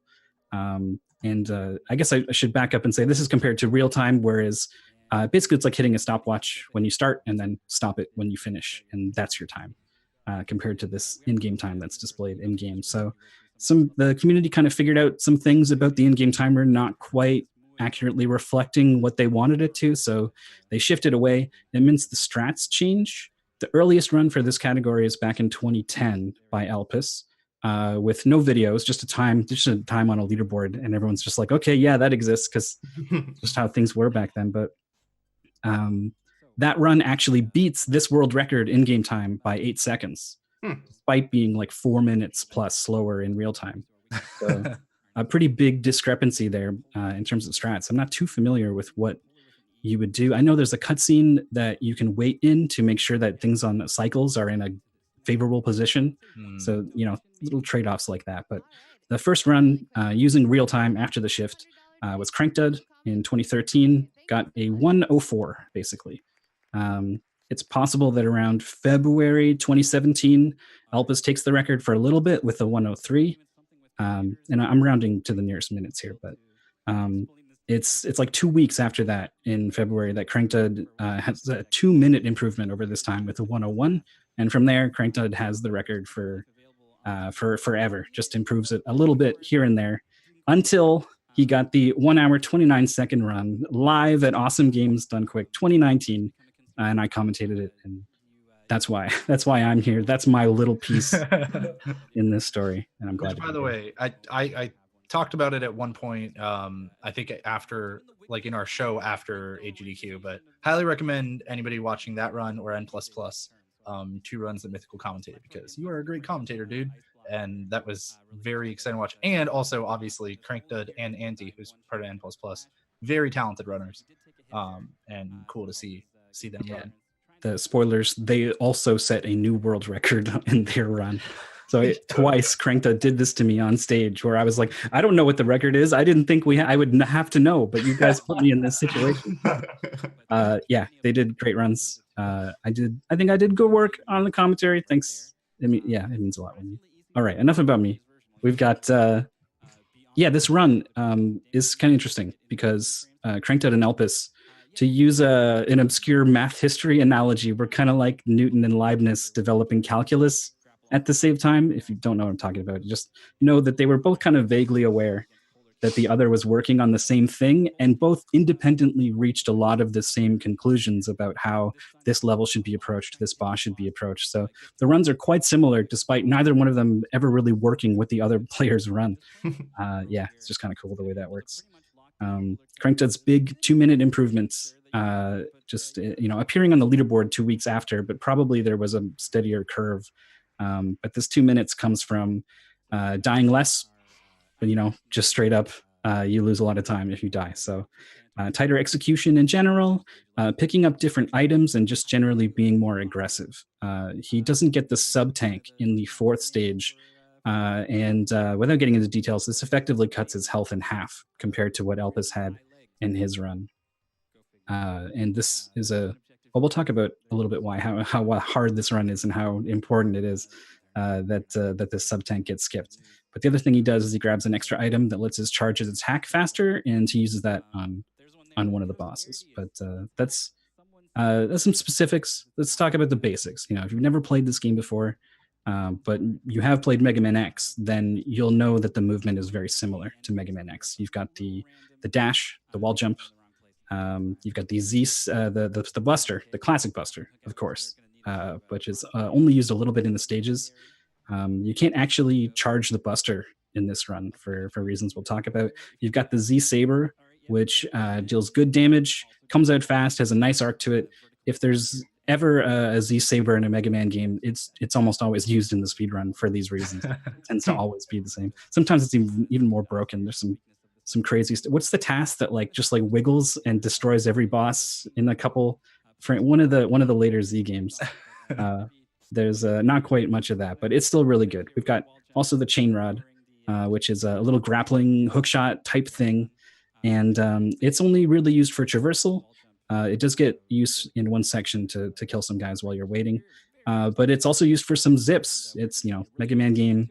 Of course, there's a zip in there somewhere. That was so well timed, by the way. That on the really video. was. Just It was perfect. Yeah, I don't know if you saw, but you're just it also gets used for some zips, and then bam, right through a ceiling. Video. That was not planned. We will talk about those more in detail later. Yeah, for now, just be amazed, and then be informed later on. The other weapon is the one that gets the most use, is the shield boomerang. Holding it in front of you will block and even reflect certain projectiles. But if you charge it up, you can just throw that thing, and it deals a lot of damage. And it's the only way in this category to actually inflict the elemental damage that will hit boss weaknesses. And that's important because not only does it do more damage, it will also stun them out of certain patterns they're doing. A lot of bosses would be a lot harder if you weren't able to hit their weakness with the shield boomerang. This is because in hard mode, you're in proto form, which adds 1 damage to all your attacks. Yay! But you can't gain any experience with your weapons whatsoever. So you can't get the charge attack on the Buster or the Saber or the Chain Rod. And a charge attack is what adds the elemental property to your attack. So it's only the shield we can use to do this. So the shield gets used on pretty much every single boss.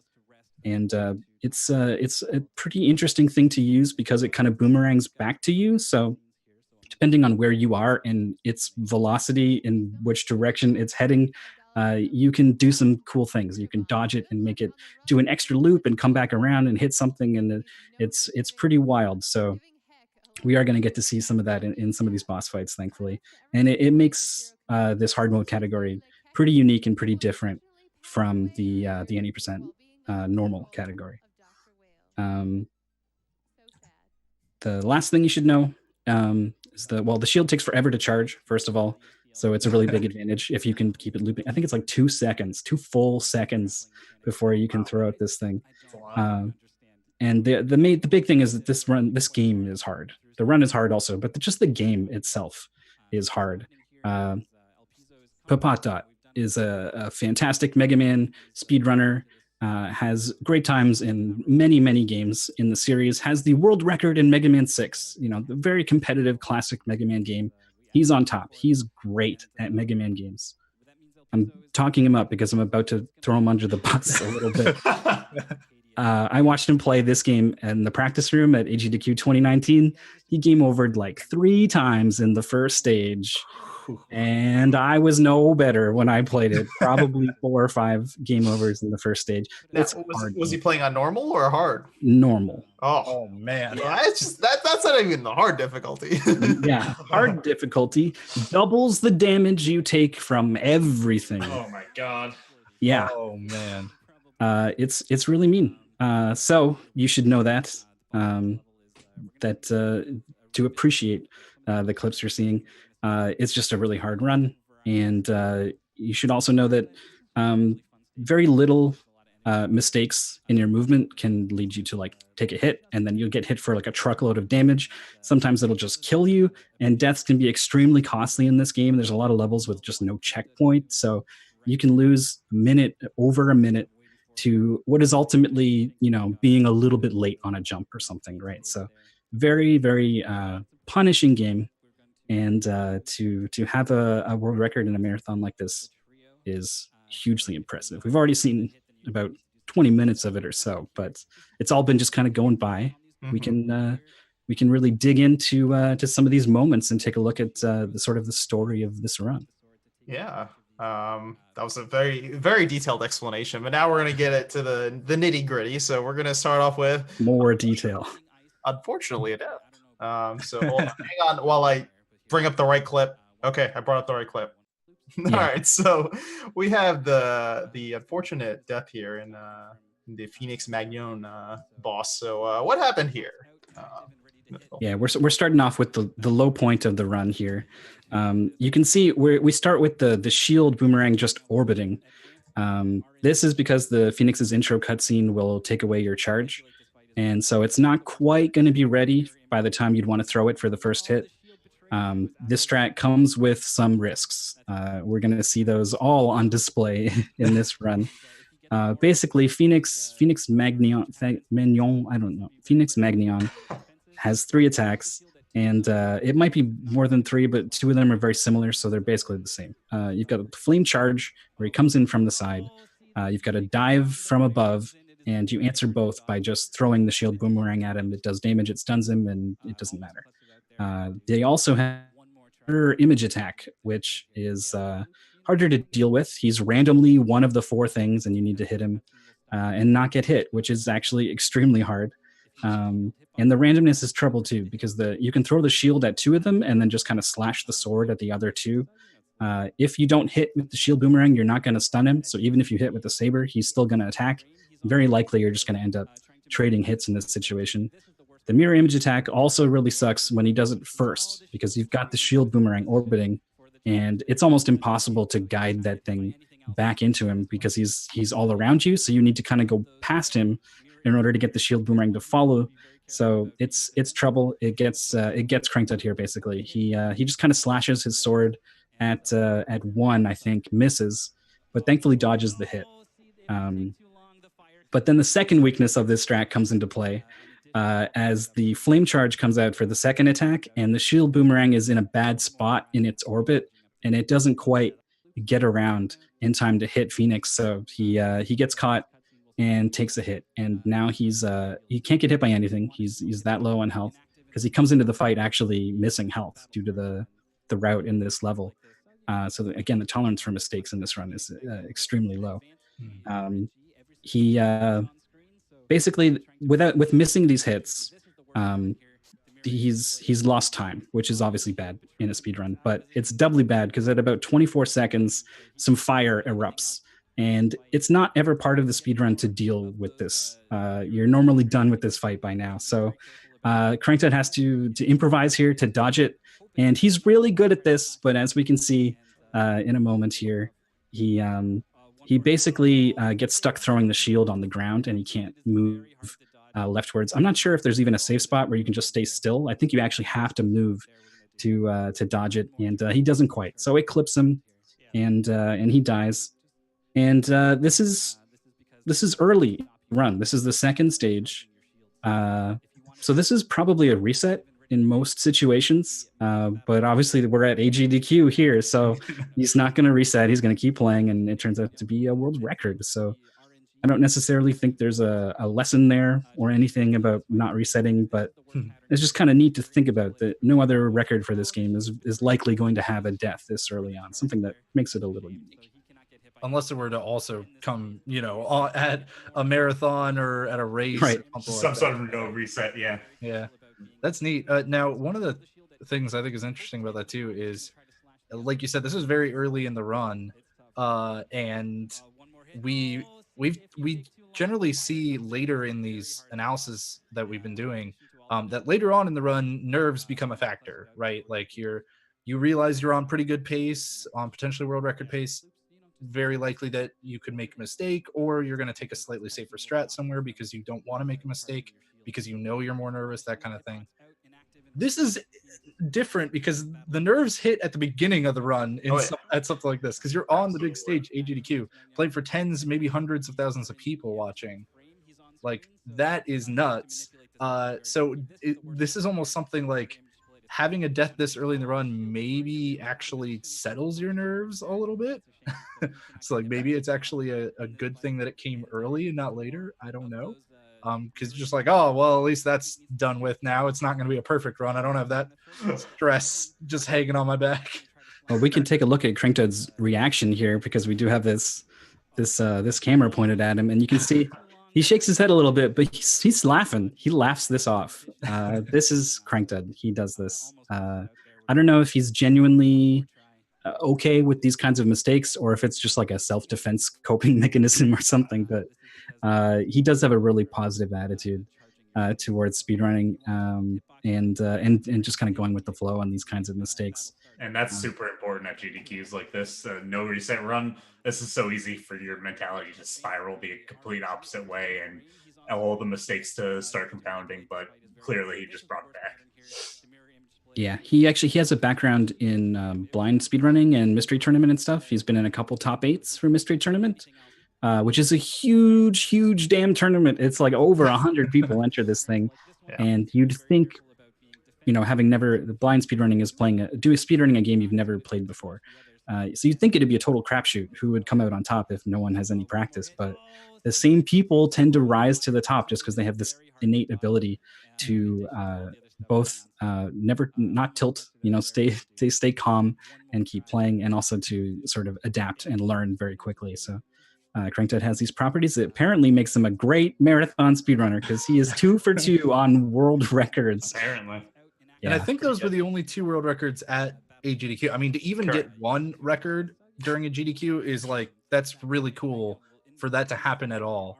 But for the same person to get both of them, and there are only 2, that is nuts. He's done it before. Yeah. That's never happened. Being a good thing for once. That's cool. All right. So I think we've seen enough of Krankdud dying. Yeah, let's get this out of here. I did real quick wanted to mention, because it's been like 3 weeks, so I figure we might as well mention it. For anybody who doesn't know, as we're breaking this down, we're going to be playing a series of clips that are just going to loop around, as you've been seeing. And we're going to go in depth on them. But that's why you're seeing the same thing happen over and over. And that'll keep going as we move on. That's right. And we're going to move on to the next clip, which is the polar camera stage. So we're going to get to see the first usage of zips. So what is going on here? Yeah, so this is the stage right after Phoenix. So Krankdud's really bouncing back with a great stage here. The first half has some precise jumps on some ice and some difficult left-right inputs, and it goes really well. So I just wanted to mention that at the top. What we're looking at here is the second half of the stage, and it's after the mini boss, and it's where we see these zips here. It's right there is one of 3 in this section. This is it's done with the chain rod. It's kind of its big contribution to this speedrun. And it's basically a grappling hook. So, you give a speedrunner a grappling hook and they're going to break something with it. And it's not huge. It doesn't, warp to the end like a sonic zip or anything, but, it gets some uses here and there. And it's pretty easy to do. You just kind of slide on the wall, let go of the D-pad, and grapple upwards. And basically the idea is sliding on the wall puts you a little bit inside of it, and then getting into a grapple state afterwards while you're still in there, the grapple state kind of can't deal with you being inside the wall, so it just ejects you upwards to do just kind of a summary of what's happening. And the timing on them varies actually a little bit depending on the clip, or the zip rather. I think it's probably has to do with the thickness of the thing you're trying to zip through. It has to be thin enough that it'll work. And I don't know. Again, I'm a little fuzzy on some of these details, but it has to be thin enough, and you need a wall directly underneath of it so that you can slide on it and get a little bit inside the wall. All of the zips here go extremely well for Krankdud. He says they're easy, but I don't know how far I trust him with his assessment here, because he tends to be really good at stuff like this. Elpis's run has a bit of struggles with some of these zips, so they're not totally free the way that Krankdud is kind of. That's why we get someone else to break down the run, so they can tell us how hard it is actually to pull this stuff off. Speedrunners are always going to be like, "Oh no, anybody can do it." Nothing special. Yeah, I mean, I also don't have the personal experience of myself. Maybe that's the advantage there, but we also see a quick section. I guess we passed it, so let's talk about polar cameras here. I just added this in at the end of the clip because it's a lot of fun. This is something Krankdud found with manipulating the shield boomerang to just play some jump rope with polar cameras here.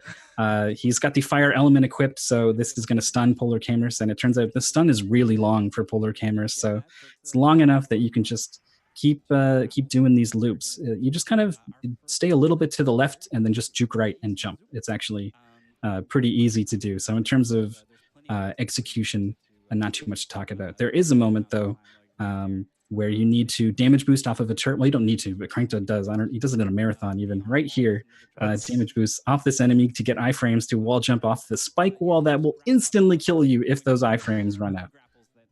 I mean, that just looks impressive. It just looks like he's losing his invulnerability, like just a few frames right after he, dashes off with the spike. So that's crazy movement. One wrong input and you can feel him dying. Yeah, he said it's easy. He said it's really easy, and I don't believe him. The key, he says, is to make sure you have dash speed jumping off of the ice onto the spikes in the first place. It's harder to do than you'd think, because trying to dash on ice, you kind of slip at first. So you actually want to walk and then dash. It's a little bit of finesse to it, but he goes for it and he nails it in this clip. And this whole stage is just really great. It is, and there's not even a ton of room between where he takes the damage and where he needs to jump to get up on the wall. That's not a lot of room to do a dash in. So it's pretty neat. But yeah, it's really cool to see this run kick off pretty early on with just some super fancy movement. Yeah, really, really cool section with the zips and stuff mixed in there. This boss fight is actually harder on easy mode, or normal mode, I guess, because they're trying to earn saber experience. So it's trying to land sword hits in between these massive claws that have an active hitbox the whole time.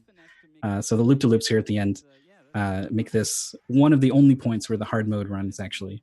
So do they not do the shield jump rope in the normal run? No, they need to use the sword to gain experience for the sword. So every opportunity you have to use your sword, you're going to use it, even if it's a boss fight that is extremely difficult. Interesting. Yeah, always cool when you see a harder mode have a better, a better strategy or a faster kill for something. Yeah.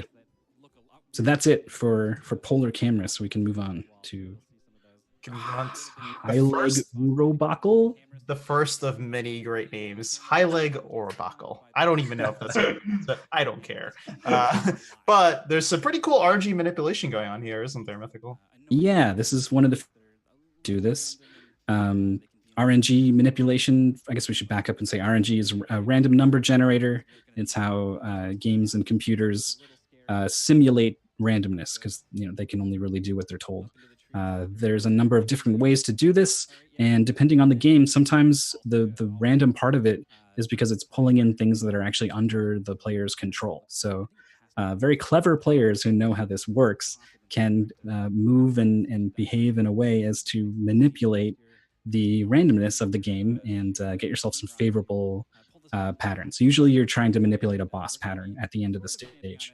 What this means is that first of all, the RNG is set at the start of the level, so you need to do your perfect manipulation through the entire stage in order to have it where you want it for the boss. So RNG manipulations are extremely difficult. Even Krankdud just kind of like goes for it, but in most cases doesn't even expect to get it. Just kind of a nice surprise if it happens.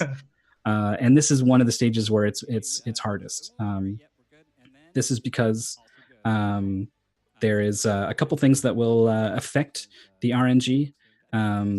The enemy drops. If you kill anything, it's going to try to see if the enemy drops something, and it's going to use a random number for that. So you can only kill things that you've routed out to be killed. Certain enemy attacks have animations with like particles and things, and it wants to randomly draw some of those, so it uses random numbers. It also will use a random number whenever you slide on a wall for too long and you kick up some dust. I guess they want the dust to go in random directions. That too long is 10 frames. So it's a sixth of a second.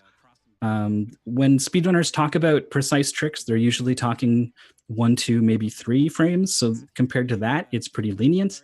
But just watch this clip and see how many times Krankdud wall jumps, right? 1, 2, 1, 2, 1, 2. Constant wall jumping throughout this entire stage. And this means that you can't be on any of these walls for more 9 frames or 10 frames, it varies. And the thing is, you wall jump with a sort of cadence that's something like jump, jump, jump, jump, something like that. It's not 6 times a second, jump, jump, jump, jump, jump, jump, or whatever it is. So if you're early on a jump, your next jump input is going to come in too late. So you either need to realize that you were too early and hit it again really quickly, or you just accept that you're going to slide on this wall and you're going to lose your RNG manipulation. So this is really tough. He ends up losing it a little bit later on, but through this entire clip, he hits it. He has his manipulation.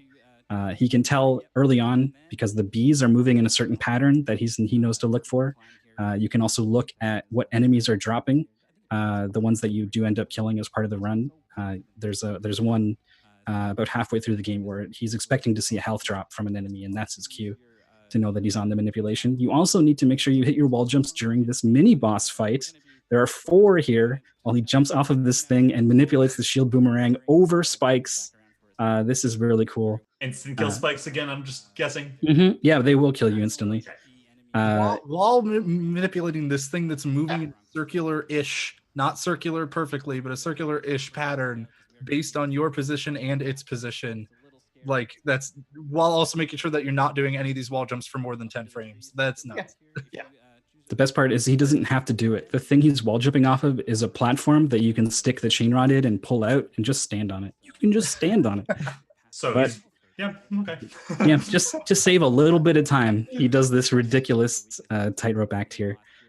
There's a identical mini boss that's kind of mirrored. He's on the right side, and it really doesn't go nearly as well in that stage. So this is the clip we're looking at, where everything is basically perfect.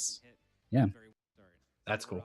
Always good to see. Like we said, we tend to, when we break these records down, we want to show the parts that you're not going to beat, if that nobody's going to be able to beat very easily anyways, and the parts where there's time to save. This is one of those instances where I'm just like, yeah, I don't know if I see anybody saving any time in this section that we're seeing here. Yeah, he bumps his head a little bit on one of those grapple jumps, and that might be like the only thing I can really see. It really is a really well done section. Cool.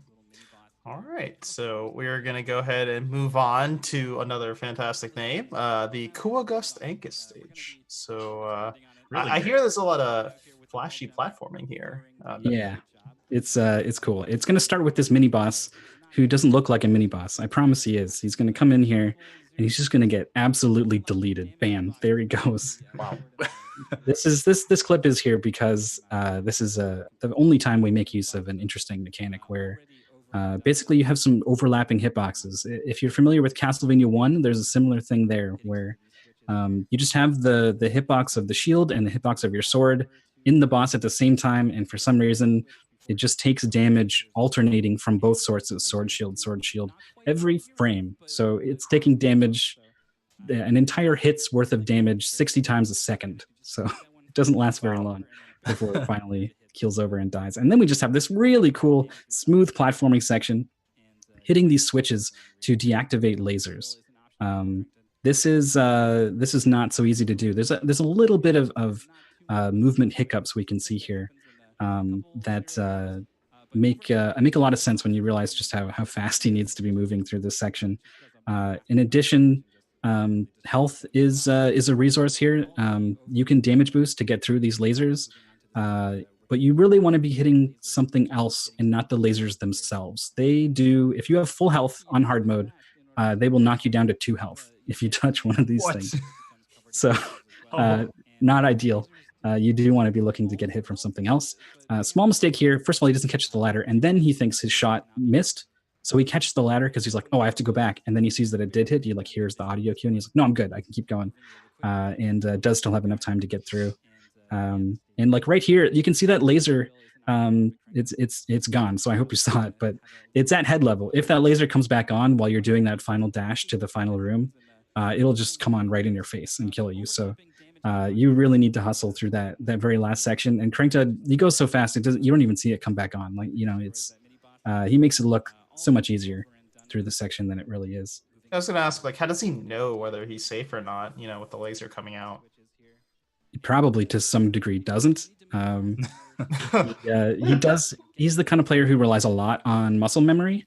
If you ask him how to do something in Dustforce, for example, a game he ran for a very long time, you guys talked about earlier, actually, you know how input intensive it is and stuff. He doesn't even know what he does. He has to replay the game and look at his fingers to figure out what he's actually doing because he's just relying so heavily on muscle memory. So I bet even he would not be quite sure exactly when these are going to come back on or anything. He's so intent on just kind of following on his route that he doesn't get this health right at the very end of the clip. There's some very easy to get health, and he's at like half health or something. You skip this marathon, like on a no reset run on a big stage, already took a death in the run, doesn't go for the safety health. Yeah, it's you get a forced wait section where you have to kill enemies for like 90 seconds, and they drop health and stuff. So you'll refill there on a very typically, you know, it's enough that in a speed run you would skip this thing. But to on the marathon is a bit cheeky, I think. I like the slash on the switch from underneath there as well. I think what's nuts is this damage boost he's about to take right here. Like you said, if he gets hit by one laser, that's down to 2 health, and there's still like the potential to be hit by the laser after that damage boost, right? So what? Yeah, he's like, dead 100%. Exactly. He's just dead if he gets hit by a laser. So it's so risky to go for something like that. And on top of that, you were saying that like that. So that must be a planned damage boost, basically, right? Like he knows he's going to do that. So if he takes damage anywhere before that point in the level, suddenly he can't do that damage boost. Does he have an easy backup? You know, like, is he going to accidentally just muscle memory right into the enemy and die? It's kind of funny to even route that in at all. A damage boost in a game where taking 3 hits kills you, or 2 hits from some sources. Yeah, there's a couple cases where there's like a backup health that you can rely on. I don't think there is one here, so he would probably try to improvise something. Which he's pretty good at. So he can kind of get by, I think. I think part of the reason he does this is because he knows, well, if it goes wrong, I can figure it out, I guess. It's served him well because we're here talking about his world record run at this marathon. That's some confidence, man. I love it. All right. So we're going to move on to the best boss name in this entire game. Where it doesn't even matter if this is how it's pronounced, because I'm going to pronounce this anyway. It's going to be Burble Heckalot. Burble Heckalot. Burble Heckalot. I'm going to say his full name every time. Oh, yeah. This fight is quite interesting, and it goes really well, but it could go very wrong, can't it? Can he get knighted so he can be Sir Heckalot? Like, that's just... Oh, but then you don't really get the first name, and well, I guess you don't get Burble. That's true. You say Sir Ian McKellen, so you say Sir Burble Heckalot. Okay, that's fair. Yeah, I'm in favor of. I'm going to start a hashtag. Night Burble Heckalot. Can I get the GDQ to get behind me on that one? We'll talk after. This is one of the hardest runs, bosses of the run. There's potential, like you said, for total disaster. He has an attack where he grabs the wall and he just starts shaking it, and he knocks some caterpillars loose, and he's going to try to eat them. And if he eats one, you just lost a whole lot of time. If it's green, you lose like 6 seconds, maybe more. And if it's yellow, you lose like 20 or 30 or something. It's awful. You do not let him eat the yellow caterpillar. If he eats a normal one, he gets bigger and he gets stronger. And there's an animation associated with him getting bigger that you have to wait for. And to sort of de-rank him back down, you have to hit him. That hit doesn't do damage. And then there's another association animation associated where he goes back down to normal size. So that sucks, but it doesn't suck as much as the yellow one that ranks him up fully. I think it's like the 3rd stage or something, where he gets huge, he turns invincible, he's rolling around the screen and bouncing up and down. It's random how long he does it. It's just a mess. So it needs to be avoided at all costs. One of the things that helps is the foliage at the top of the screen. It acts as a visual cue. Whenever caterpillars come down, you'll see some leaves shake, so that lets you know exactly where they're going to be.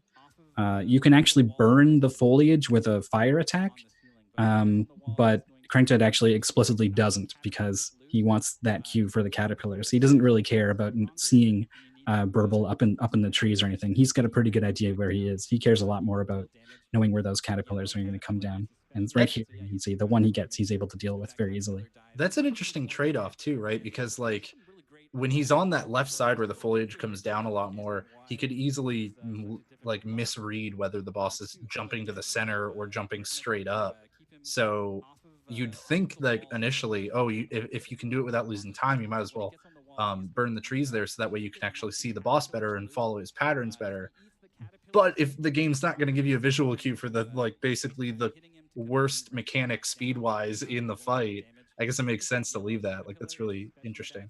Yeah, and it is totally random where they're going to fall, so you do have to react to what happens.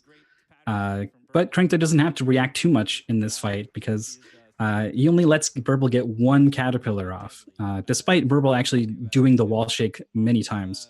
If you hit him, you can knock him out of it, but it's really, really hard to hit him early enough to actually not get any caterpillars. And just getting 1 is pretty bad, because it means that you need to take care of it before you go after wherever Burble is next. So very likely you're missing a hit if you get even a single caterpillar. The reason why it's so difficult to prevent any caterpillars is because you need to hit him so early.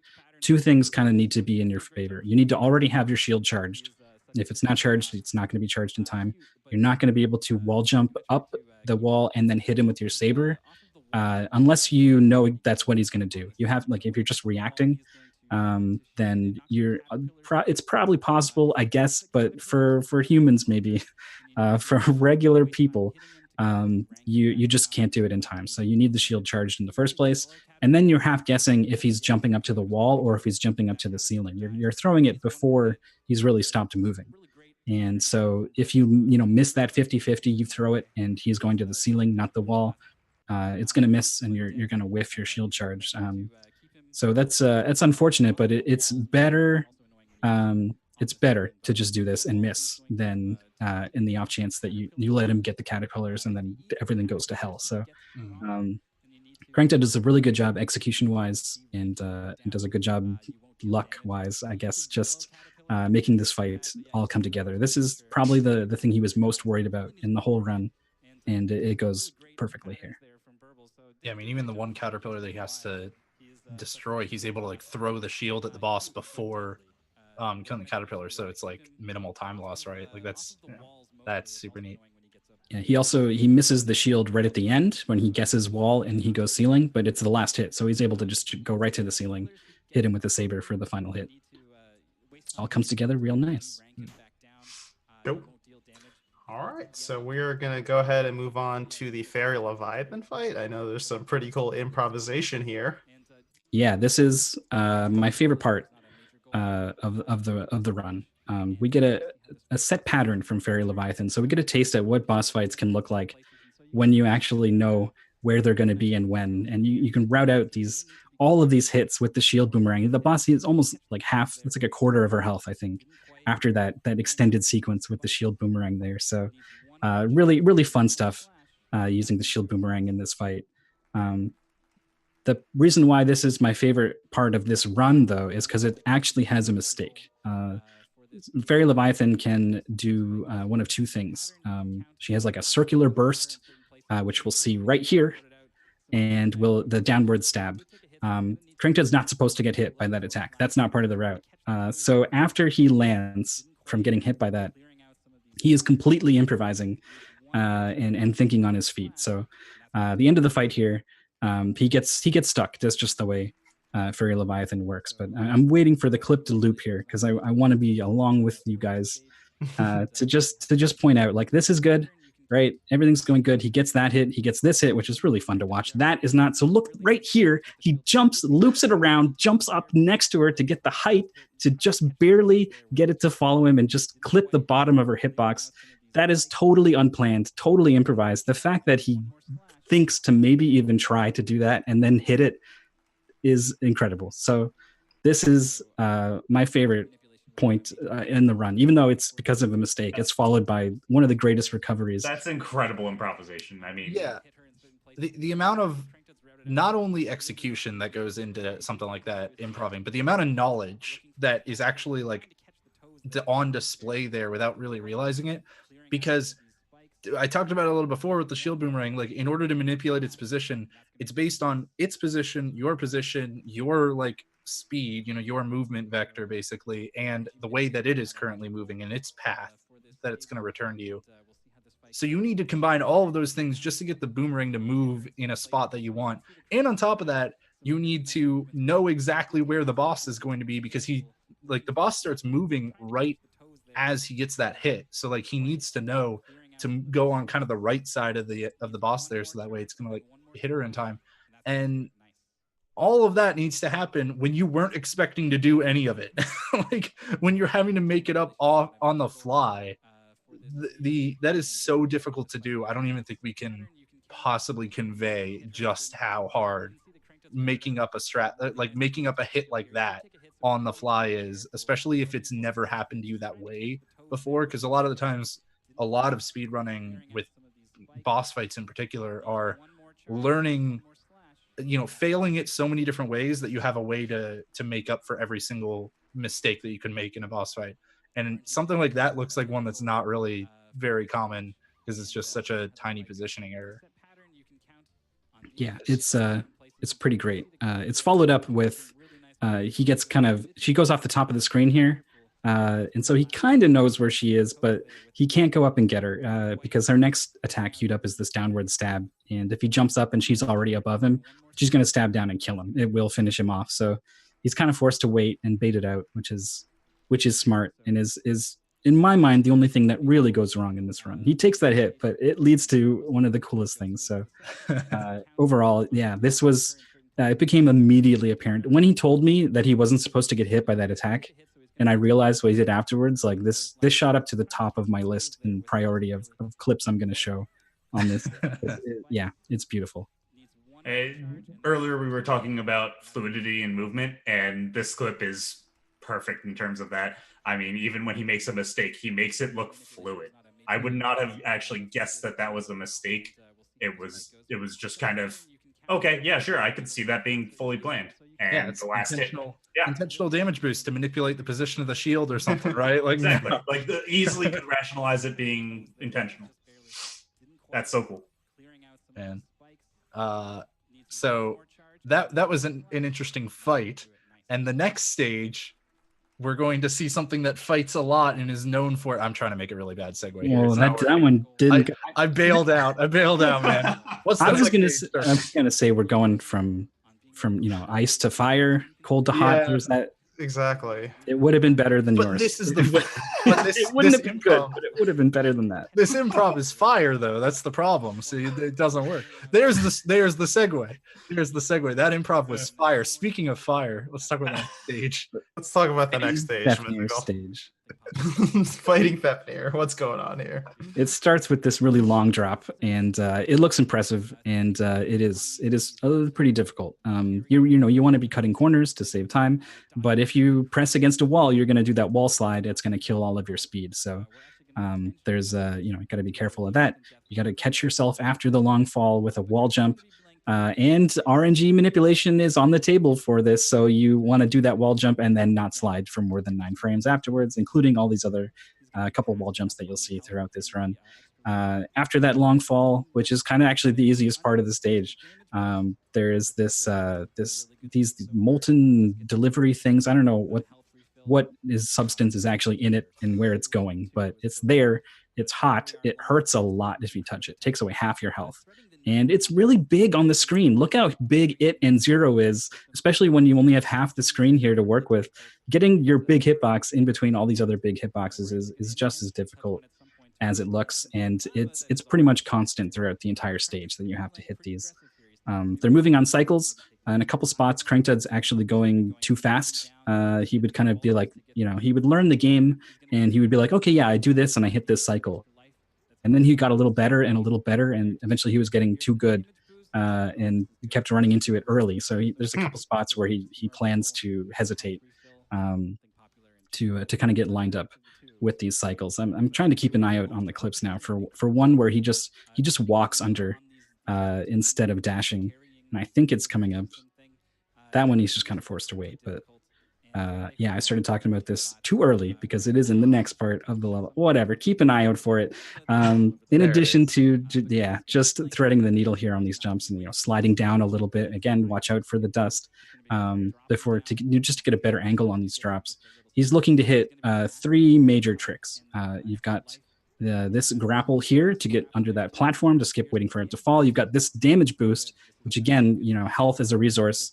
If you get hit anywhere in the stage, you can't do that damage boost anymore. You got to get the refill. So that's going to count like a double, I guess, if you take a hit. And it's so easy to take a hit. And the other thing is the damage boost earlier to get past another one of these mace guys. I think they're Pantheon Hammer, I think is the name. I'm going to call him a mace guy. Of course, even the random minions in this game have like unbelievably awesome names. Yeah. Pantheon Hammer. Sounds like a metal band. Yeah, it does. That's so cool. Yeah. Wow. My new nerdcore metal band just got a new name. Nice. Yeah, this is a difficult section, and there's one tiny little hesitation that maybe looks like he's waiting for a cycle, but he could have got it a little earlier, and that's it. Everything else is great and hits all the major tricks in this section, and we're getting pretty late into the run now. This is the 9th stage or something, so the stakes are starting to get higher. But I don't know, maybe it's just the marathon. He was into the flow at this point, and he just nails it. I like how even after this cycle that you were talking about right here, this cycle that he has to wait an extra one on, he still goes for this like unbelievable damage boost through the lava. When like I've run every speedrun, like pretty much has some kind of cycle based thing in it, and I've run games that are level based that are very dependent on cycles.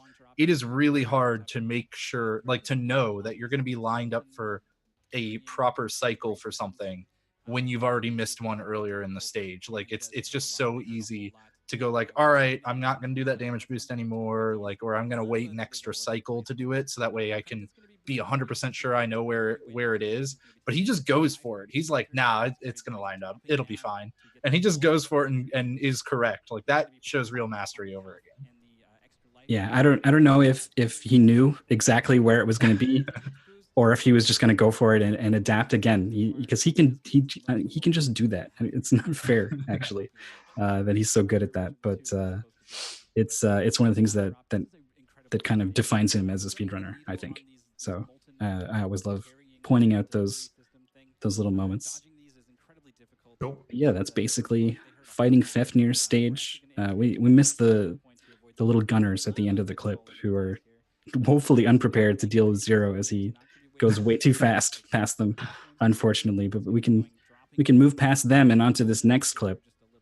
Yeah, so we're now in the AP Leviathan stage. So we have, Mega Man Zero's version of the Iceless, right? So what's going on here? Yeah, I loved that setup, by the way. So you're like, I'm going to talk about this thing off screen just so I can set up this segue. That was great. But go ahead. I improvised that too. That's me. I'm also very good at the improv. Not as good as Krankdud, I suppose. But better than Hobbs. Yeah, apparently. Also worth mentioning, the community doesn't call this iceless. That was me. I know. I'm trying to push my agenda here. I like it. So the clip starts with a little damage boost off of a little dog who's there, and you can dash across some spikes, but it's cute, but it's not what we're here to talk about. We're here to talk about the section afterwards where there's a difficult skip. It's got a couple different elements to it.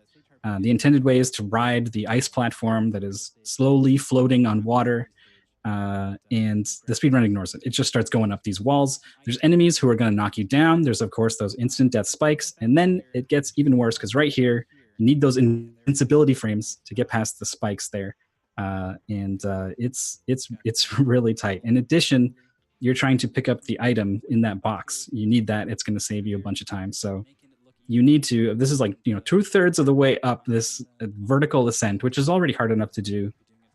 Not in the sense of completing or failing the trick, but in the sense of just general speedrun optimization. Any kind of vertical movement in a platformer is, you go as fast as you go based off of how accurate you are on these inputs. So you're really trying to focus on these little improvisations, and then suddenly now there's this huge trick you need to hit. You need to slash the box, get the item, get the damage boost with the iframes on this very limited amount of time, wall jump, curl past the spikes, and then you're not done. You need to wall jump to the other side of the stage and hit your grappling hook high enough that you don't swing down into the spikes afterwards. So it's tough. It's a tough section, and Krankdud pretty much nails it here. I also like the thing you brought up at the beginning of this about how this whole climb is to skip a slow-moving elevator with water on it, which are slow-moving ice platform. Oh, with an ice platform. Yeah. That is like the epitome of a speedrunner's worst nightmare.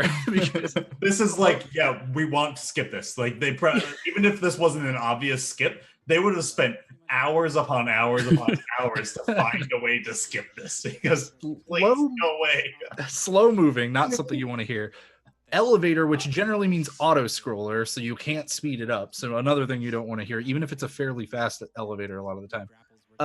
And then ice physics on top of that with rising water, which generally water is just like awful for speedrunning a lot of the time. Those are just so many things in one sentence that you never want to hear as a speedrunner. There aren't. Yeah. I can't think of many things to add to that would make it worse. Yeah, there's not a ton. It's RNG. That's like it. You know? The enemy you need the damage boost off of is random. You need the exact same pattern you're looking for. There you go. It's followed by a cute little moment on this. There's an ice platform with a health refill, and you've just taken this damage boost. Two, I guess. But so you're definitely going to use it. While it's refilling your health, the game pauses and does the. You can buffer an input there, so he's going to actually buffer jump and attack, and it's going to deal with this little guy who comes down off the ceiling like that. So just cute little moment. Neat. And then one dash under this low-hanging ceiling over instant death spikes. This is the kind of thing that I found it very scary when I played it, but I don't think I ever died there. So it's not that hard. But it's just kind of intimidating, I guess. So it's the kind of thing that has no effect on Krankdud, because he's just going to do what his hands tell him to do. And that's dash under and do this thing. And so I don't think he's ever died there in any of his runs. But it, just because it looks scary. And it's right at the end after you hit this difficult trick. And by the way, no checkpoints in this level. You have to do the whole iceless skip again if you die at the end there. So huge time loss. But no problem in this run. One of those like jumps that are more intimidating than they actually, are difficult is such like, I feel like there's always at least one in every platformer, right? Like, and I can think immediately to examples in Crash Bandicoot that I'm just like, every time I go for that jump, I have to comment on how it's the worst jump. But I never miss it. Like, you never miss it. It just always feels really bad. Like you're just waiting for that one day where you are gonna miss it. You're gonna, in this case, bonk your head and fall on the spikes because you didn't slide out far enough before you jumped or whatever. Like, even as a runner, it looks so tight that you're scared of it every single time. Yeah, absolutely.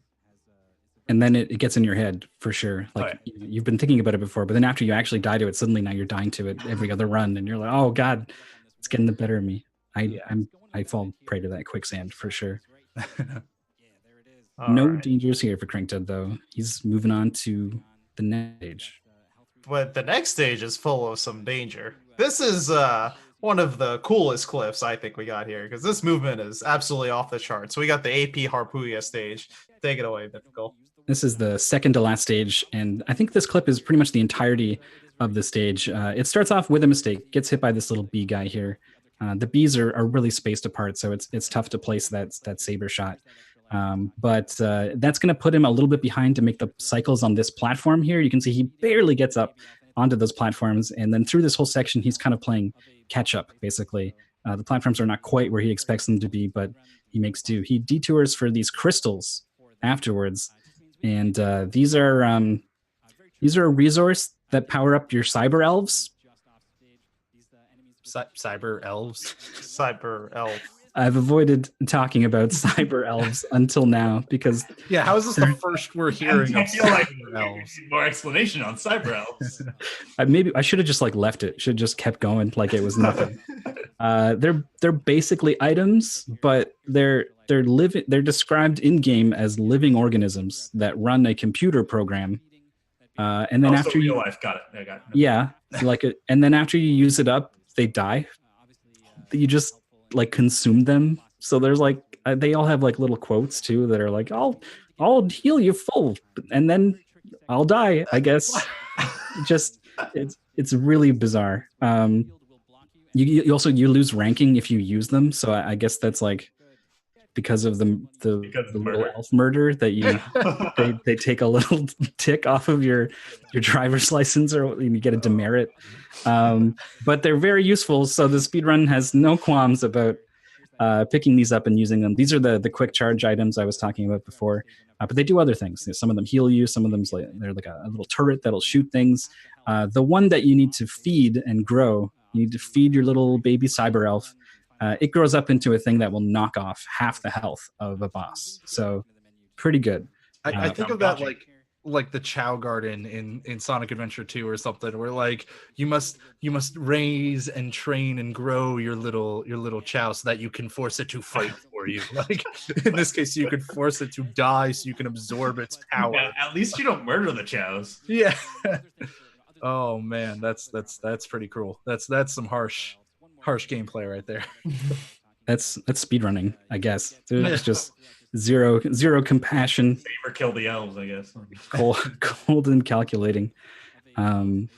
It's followed after. So these crystals, he needs to detour for these because of an earlier mistake. But this section afterwards is extremely difficult. Finding these grapples from off camera.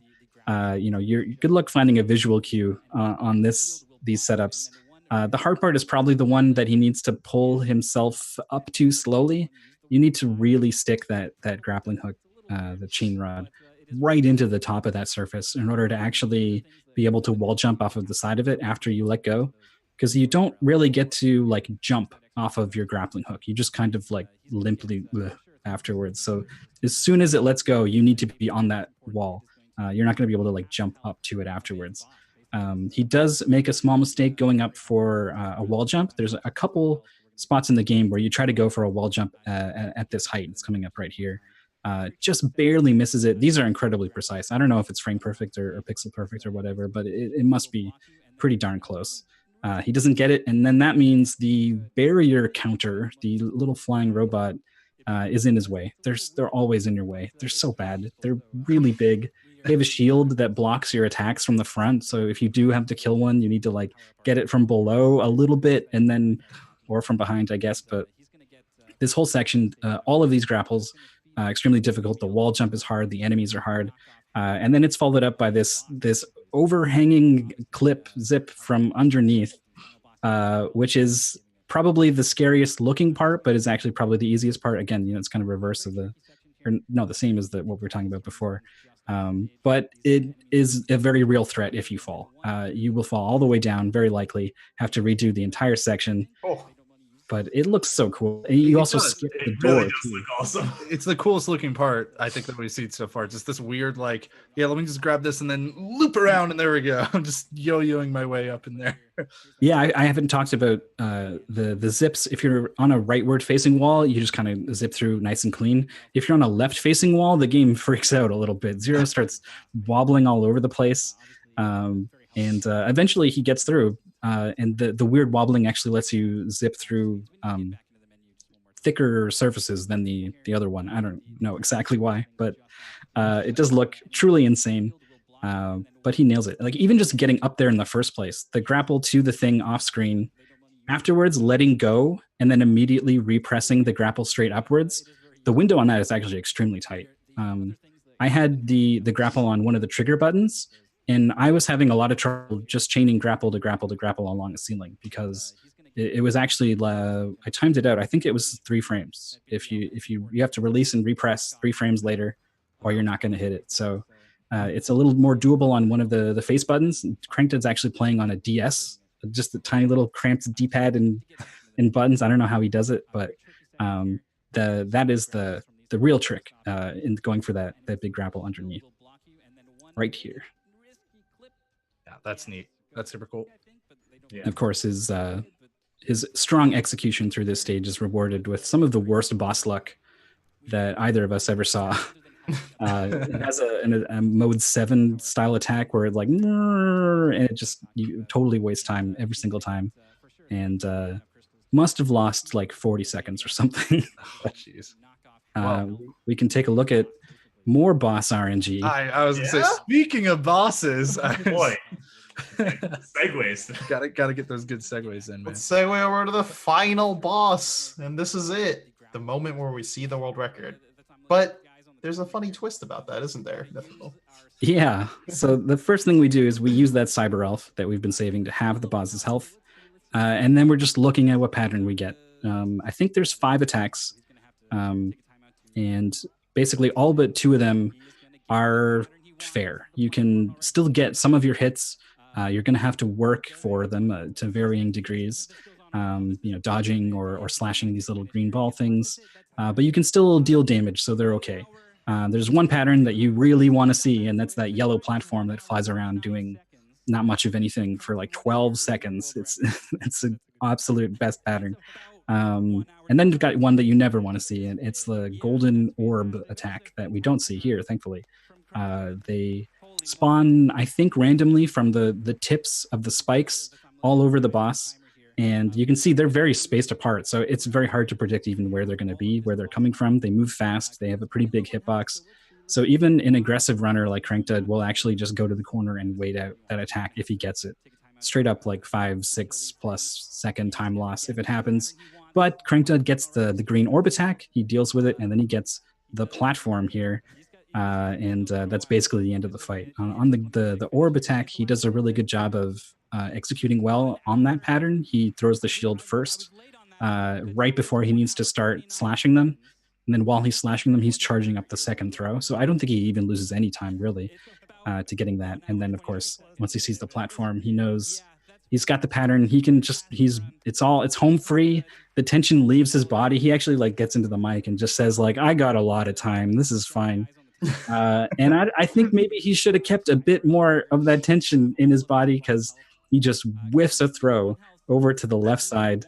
And it actually, I don't react to this at all. It actually just stuns me, because I know he's on world record pace. I don't know exactly how close it is, because I don't actually know what his time was. So I just know it's extremely close. And then he whiffs right here. I like his reaction. Yeah, he just starts laughing. He's like, yeah. Happens. Of course this happens right now. So I'm losing my mind, because I'm like, what if that's the record that just went because he threw the shield the wrong way inexplicably all of a sudden? Of course, we know that he doesn't. The timer stops late here in the clip. It's a 1 hour 29 seconds.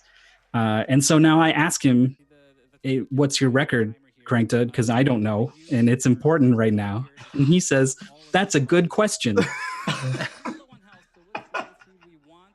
So now neither of us know that he just got the world record live on stage. So I'm trying to like be half excited about it. Meanwhile, everyone in the chat knows exactly that it's a world record by exactly 6 seconds. They knew like 15 minutes ago that he was on world record pace. They were looking up the time. They're like, it's 1 hour, 35 seconds. That's the time. Is he going to do it? They are all going nuts right now. World record, world record. And then I'm here like, maybe. I think it's good. It's a good run. Oh, man. That's great. Is a world record live on stage. Awesome games done quick, and it's pretty special. I'm really glad to have been there and to be part of it. Well, that's cool, man. That was, I mean, what a neat run, and just like so many cool things happen in this run. Like so many segments of it are just like flashy, cool movement. You always love to see that in a platformer. Yeah, awesome. So, give me like your final thoughts on this as a run, and like maybe somebody say wanted to try to take the world record for Krankdud. I mean, obviously there was a death in the run, so right. Is it how difficult do you think it would be for somebody to kind of come in and try to take get a better time than Krankdud? So this is kind of weird. There's like a barrier to entry here where you're talking about a very difficult game in a very difficult category. And that tends to push people away because it's gonna take a long time to finish a run. Or you could technically just keep going after multiple continues or whatever. But to get a run that you really feel like was kind of like an honest speed run, it's gonna take forever. And I think it keeps a lot of people away. But if you can push through it and start to really get at the game, there's rooms for optimization here. There's a couple RNG manipulations that don't get hit. There's a little glitches in movement here and there that can be smoothed out. There's the death. There's a solid minute to be gained if you get the deathless run. There's a couple of important boss fights. The one in particular is a refight against Kuagust Ankus, where his brother shows up and you fight them both at the same time all of a sudden. It can be one of the coolest parts of the run, but Krankdud doesn't quite get it. He whiffs a lot of throws. He gets hit a lot. He gets through it. Obviously, he doesn't die, but that was why I left it out. If he had nailed that fight, it would absolutely be in this clip because there's two bosses on screen at the same time, and they have independent iframes, so you can hit one then hit the other. So there's a lot of room for saving time there. So it's doable. I would say this is if I had to give it like a 0 to 10 in terms of difficulty, I would give it a 7 to take this record from Crank, maybe a 6. It's the kind of thing where if it's one of those people who just is amazing somehow, like a cool kid who just seems to just picked up Mega Man 1 and 2. Not 1, he's been playing 1 for a while, but Mega Man 2, he took down Cypher for the Mega Man 2 world record in like a very short amount of time for such an insanely optimized run, right? So if Cool Kid picked up Mega Man 02, I could see this record going down in like a couple weeks. Is anybody close to Krankdud right now? It's just Elpis on the leaderboard, and his time is like a year and a half old or something.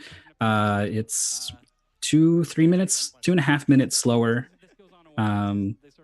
And is doing some things that are kind of outdated. There's some stuff Krankdud found that never got incorporated into Elpis's run. So there's also probably room to like find new stuff. Like there's just not a lot of eyes on the game. So if more people were to come in, take a look at it, find new things, incorporate those, then you're going to see time savings there. And there's RNG manipulation, so people could find like better RNG manipulation. There's a lot of room for this time to come down, but you have to work for it. It's a hard game. Cool. Well, yeah, that's pretty much going to cover our run analysis of Mega Man 02. We want to again thank you so much, Mythical, for taking the time to kind of break it down for us. That was absolutely a pleasure. And it's nice seeing you and you together at the same time. That's pretty cool. Yeah, there you go. Wait for yourself. But yeah, so that's gonna do it for this run analysis segment. So we're gonna go ahead and take a quick break while we kind of get set up for the last part of the show. So we'll be back in just a few. I did want to say just real quick Sure. also, for anyone who doesn't know, Mythical, you are basically like half of speed gaming, right? Like you and Feasel are kind Sorta. of, the two started and all that, and now it's blown up. There's a lot more people involved, but I just wanted to let people know, if you somehow don't know about speed gaming by now, go follow twitch.tv/speed gaming, and then add the numbers 2 through like 12 to the end of that and follow all those channels too, because Yeah, they do a lot. Broadcast on up to 6.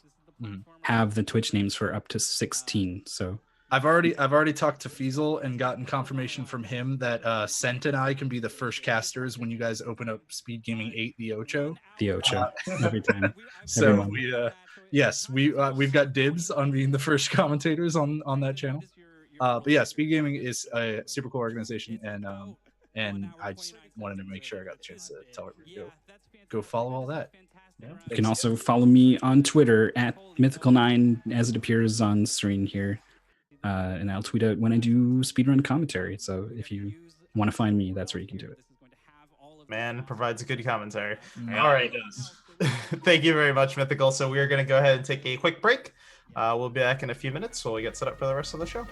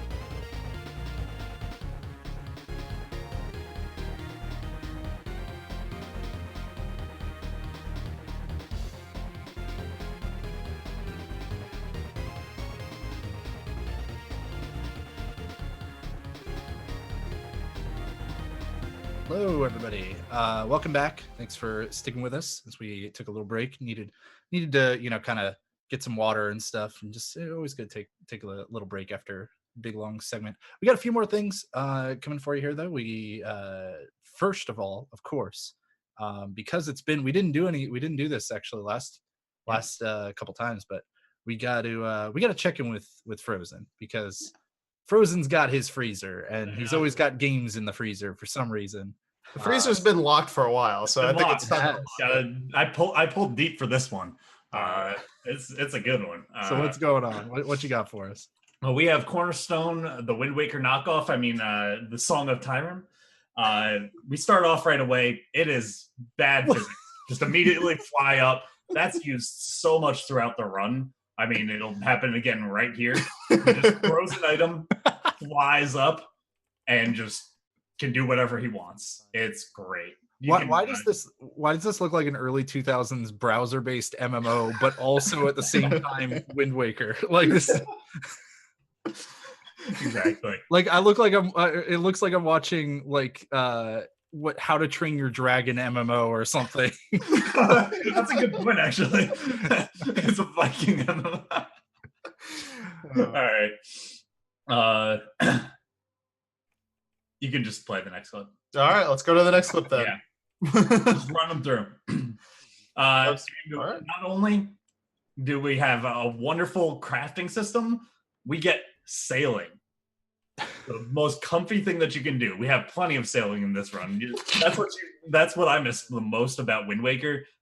The sailing.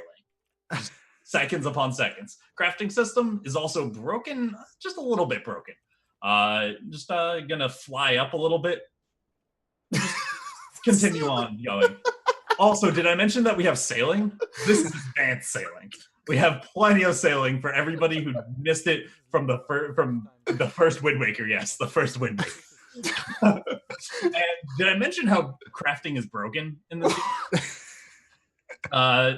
Just gonna really quickly craft a boat on top of a boat so he can fly into the wall and clip. And that's actually literally Wind Waker, was just flying through walls. Oh my God. And then sailing. Just, I figure that we didn't get enough sailing so far. Sailing? But not only can How about crafting? We get some crafting into flying and more crafting. It's just a perfect combination. I mean, what else could you really need in the speedrun? He's crafting with a parachute on his back. And then he's sailing with a parachute on his back. Oh my goodness. This game is messed up. Oh, and he should clearly be here right now. You can tell by the big black box. And then, I mean, just gonna go through the loading zone. It's really just simple stuff. And then, to finish it off, we have more crafting. It's easy. It's such a great... This physics system is just wildly messed up in the best possible way. It's an open world. You get so much routing possibilities. And also, Dr. T-Chops, I don't know if you guys know him, but he's ran a whole bunch of open world games. He was most notable for a lot of his Elder Scrolls runs. And he's one of the guys who ran this, and he helped me out with a lot of this information. It's just a blast. Any game that he runs is going to be just this level of physics messed up. Oh my God. That's just amazing, dude. All right. And that's knockoff Wind Waker, or Cornerstone. Sorry. Yeah, it's honestly, I think that this might be my 12-hour speedrun game. Oh, because it's a 22-minute run. It's kind of perfect in that area and that level of messed up physics. It's just, even if I don't speedrun it, it's something fun to play around with. Wind Faker, perfect. Yes, Wind Faker. That's a good one, Faker, dude. That's great. Okay, great term. All right, and now let's check in with everybody. Yeah, let's move on to a checkpoint here. Once again, this is kind of when we just check in with the hosts for a little bit. We like to keep this back end of the show a little more casual. I guess I'll start here. Basically, what I've been doing since the last show We've had 3 weeks now, so it's been a little while. Kingdom Hearts 3 came out, so I've been playing that. Kingdom Hearts You like 3, that? that's been playing that game.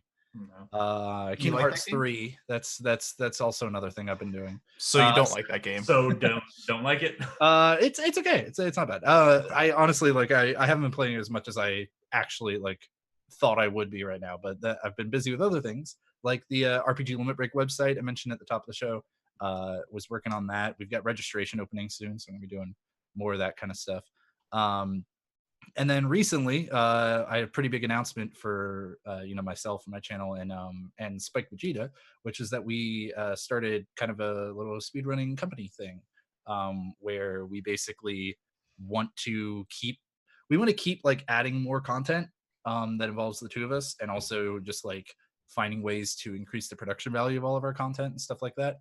So Spike actually moved out to where I live a few months back and stuff, and since then we have been basically working on this thing. And it's one of those things where like you work on it for months and months and months, and then there's like delays in being able to talk about it and being able to announce it, and then suddenly the day comes that you're actually announcing it that you're actually talking about it, and it's like this really weird feeling of like, oh man, I feel like we've been ready for this for so long, but I'm also like stressed out and don't know how people are going to react.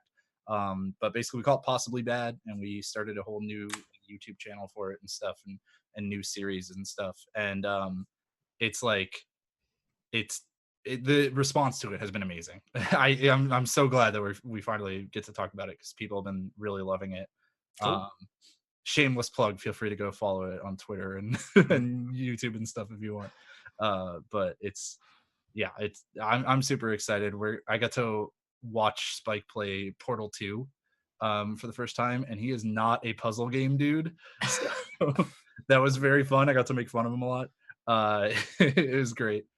But that's mostly what I've been doing, is honestly like learning how to do video editing for that show, and also just like more like looking into audio stuff. Like I just redid my entire audio setup today, and stuff like that. It's just a lot of behind the scenes work that's been going on for me the last few weeks. But what about you, Frozen? How about you? What you been doing? Well, last week we had delayed the show because I had a couple of health issues, but while that was happening, I got a PB in Putt Putt Saves the Zoo.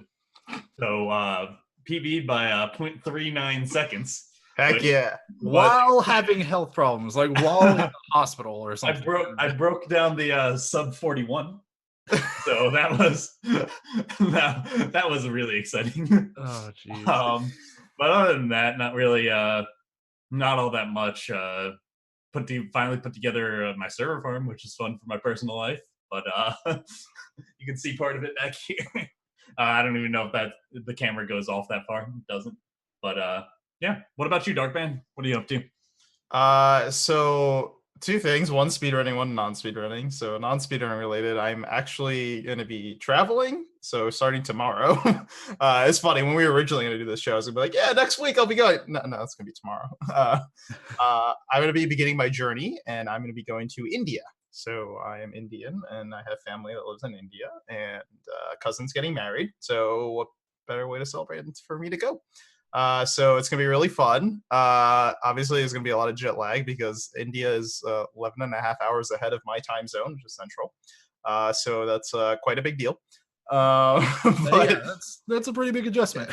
That's a big deal. So I'll be there for a few weeks. The unfortunate part, which we'll get into in a minute, is I was going to actually do a show in India. So it's going to be like 6:30 in the morning, but it's fine. You know, we'll have a show there, no problem. But that's not going to happen anymore, and we'll talk about that in a minute. But yeah, other than that, I'm really excited and looking forward to going back to India. I don't get a chance to go there very often, obviously, as you can imagine. Flights are very expensive, and so is everything else.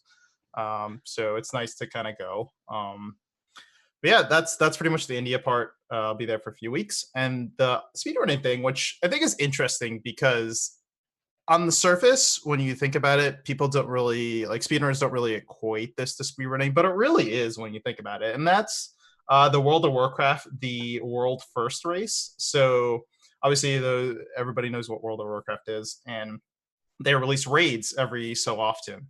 And with the raid, they have different difficulties, and their highest difficulty is the mythic difficulty. And whenever that raid releases, there is this competition to see who is the first guild that's going to clear all of the bosses. So you know, there's anywhere from like 3 if it's a smaller tier. There's like 3 bosses to like up to like 14, 15 bosses in an entire tier. And you know, people are trying to complete the entire tier as fast as possible. You know, it's interesting, you know, like I was saying, people right off the bat don't really think about this as speedrunning, but when you really break it down, this is like speedrunning to a T. You know, you're talking about you know, it's a co-op speedrun, of course, because it's a group of 20 people. They're all working together, right? They're trying to beat bosses as fast as possible. It's essentially blind because, you know, they've never, I mean, they do some like testing of the bosses before they release it, so they know some knowledge beforehand. But it's essentially they're trying to route and figure out how to beat a boss, you know, on the fly. And they have to keep, you know, whenever they die, it's a reset. So you got to do another attempt. So you know, they keep up attempt counters to see, you know, how many times it takes to kill a boss. And then, of course, they're trying to go as fast as possible. So the first person to, you know, beat all 9, you get your world record. So, I mean, you know, you think about it right there. Like, that can't be any more speedrunning than what I just described. Definitely. But it's just weird because, like, people don't really think about it off the top of their head as speedrunning. And, you know, that kind of stinks to me because it's no secret that I'm a big fan of Final Fantasy XIV. Mm-hmm. And I am a huge part of the raid scene in that game. And in that game, they do a lot of speed runs of content. So like after people beat the game or beat the raid tier and they start getting better gear, they start to challenge themselves to see how fast can I clear this this particular boss or, you know, the entire tier. So there's a lot of parallels that you could draw from speedrunning to this, because obviously it's a speed run. When I like look for like people that I want to raid with and whatnot, I actually look for people that know how to process like mechanics fast. You think about the people that like are really successful in blind speedrunning, like the people that play in mystery tournaments right now, because of their ability to adapt and learn really fast. Those are the same type of people that I would look for when I'm raiding in a game and trying to clear content as fast as possible. So it's really interesting to me. I thoroughly enjoy it. It's really fun to see who's going to come on top. So the really cool thing about the world first race is, as of recently, in the past it used to be such that the top guilds wouldn't stream because they don't want people seeing their strats and copying it, because it's not like a speed run where you're done in an hour, right? This takes place over a week or 2 weeks or even 3 weeks, right? So you know, you don't want to kind of reveal your strats, but the top guild, one of the top guilds has been around for a very long time, which is Method. They as of last year, they started streaming their attempts, even though they were still going for a world first. So while they didn't stream their comms, you still got to see what they were doing, try to see what they were doing, formulating their strats. And this has done a fantastic job at creating this new like viewer sport, right? It's like people are tuning in. You get to see like all the point of views from like all the 20 people. They also have like this commentated channel as well, where you have like various people that used to raid and, you know, wild personalities that are kind of giving their thoughts on it. And it's really fun getting involved in it. Like the channel, like during Prague was getting like 50, 60,000 viewers like at peak times. So it was like fantastic. And sure enough, Method was the group that took the first. They just downed Jaina, which is the end boss. They just downed him today. This is the end of the week for them, so congrats to them for taking number 1, which is honestly, there was some fierce competition. So their top competition, Limit, which is a North American guild, Method is a European guild, was really on their tail, and for basically the entire tier, they were ahead of Method. So Method kind of snuck up and took first place. So I really enjoyed watching that. So that's kind of my thing. It's pretty awesome, actually. Yeah, never thought about it. Yeah, that's really cool. It's also cool to just hear you just like wax poetic about MMO speedrun. Like, yeah, I love MMOs and I love MMO speedruns. It's just combining my two like favorite hobbies. It's so weird. Yeah, it's not something you hear about. It's definitely not something that I've ever thought about in that way. Yeah. So yeah, well, that's pretty much what's happening with me. Neat. Anybody get any last updates or anything before we kind of get into the end here? No, I think all right. We can just close out. Yeah, so basically just let everybody know, like, we So we were initially this episode was supposed to happen last week, right? And then we had to delay it, and we're gonna do another episode next week. But I'm gonna be in California doing the Twitch Rivals show that we talked about before, and we also like that we normally have 2 weeks in between our episodes. So for multiple different factors, including those two, we were like, okay, what we're going to do is we're actually going to push and wait until Darkman's back from India and everything's all settled down and all that, and we're back, we can get back on the same kind of cadence we were on before this week. So 3 weeks from now is going to be our next show, so it's going to be 2 in a row that had a 3-week break, and then we'll be back on to our every other week cadence. So we will definitely see you all then, I hope. Be sure to follow Games Done Quick if you're not already. And if you missed most of the show or anything like that, or even part of it, or you just want to go back and watch previous episodes, stuff like that, we're up on the Games Done Quick YouTube. So you can just go and search Games Done Quick, the sprint, and you should be able to find us pretty easily. We put everything in a playlist and all that, and this will go up tomorrow night at 8 p.m. This episode will be up on YouTube. So yeah, I think that's just about it. We often have some clips and stuff, but for today, I think we're just gonna go ahead and say bye, because this has been our longest episode. Yes, by far. We had a lot to talk about with the 3-week break. Who knows? It might happen again next time. We'll Probably try to keep it a little more brief. But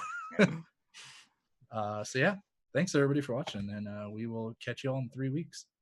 Have a good one, guys.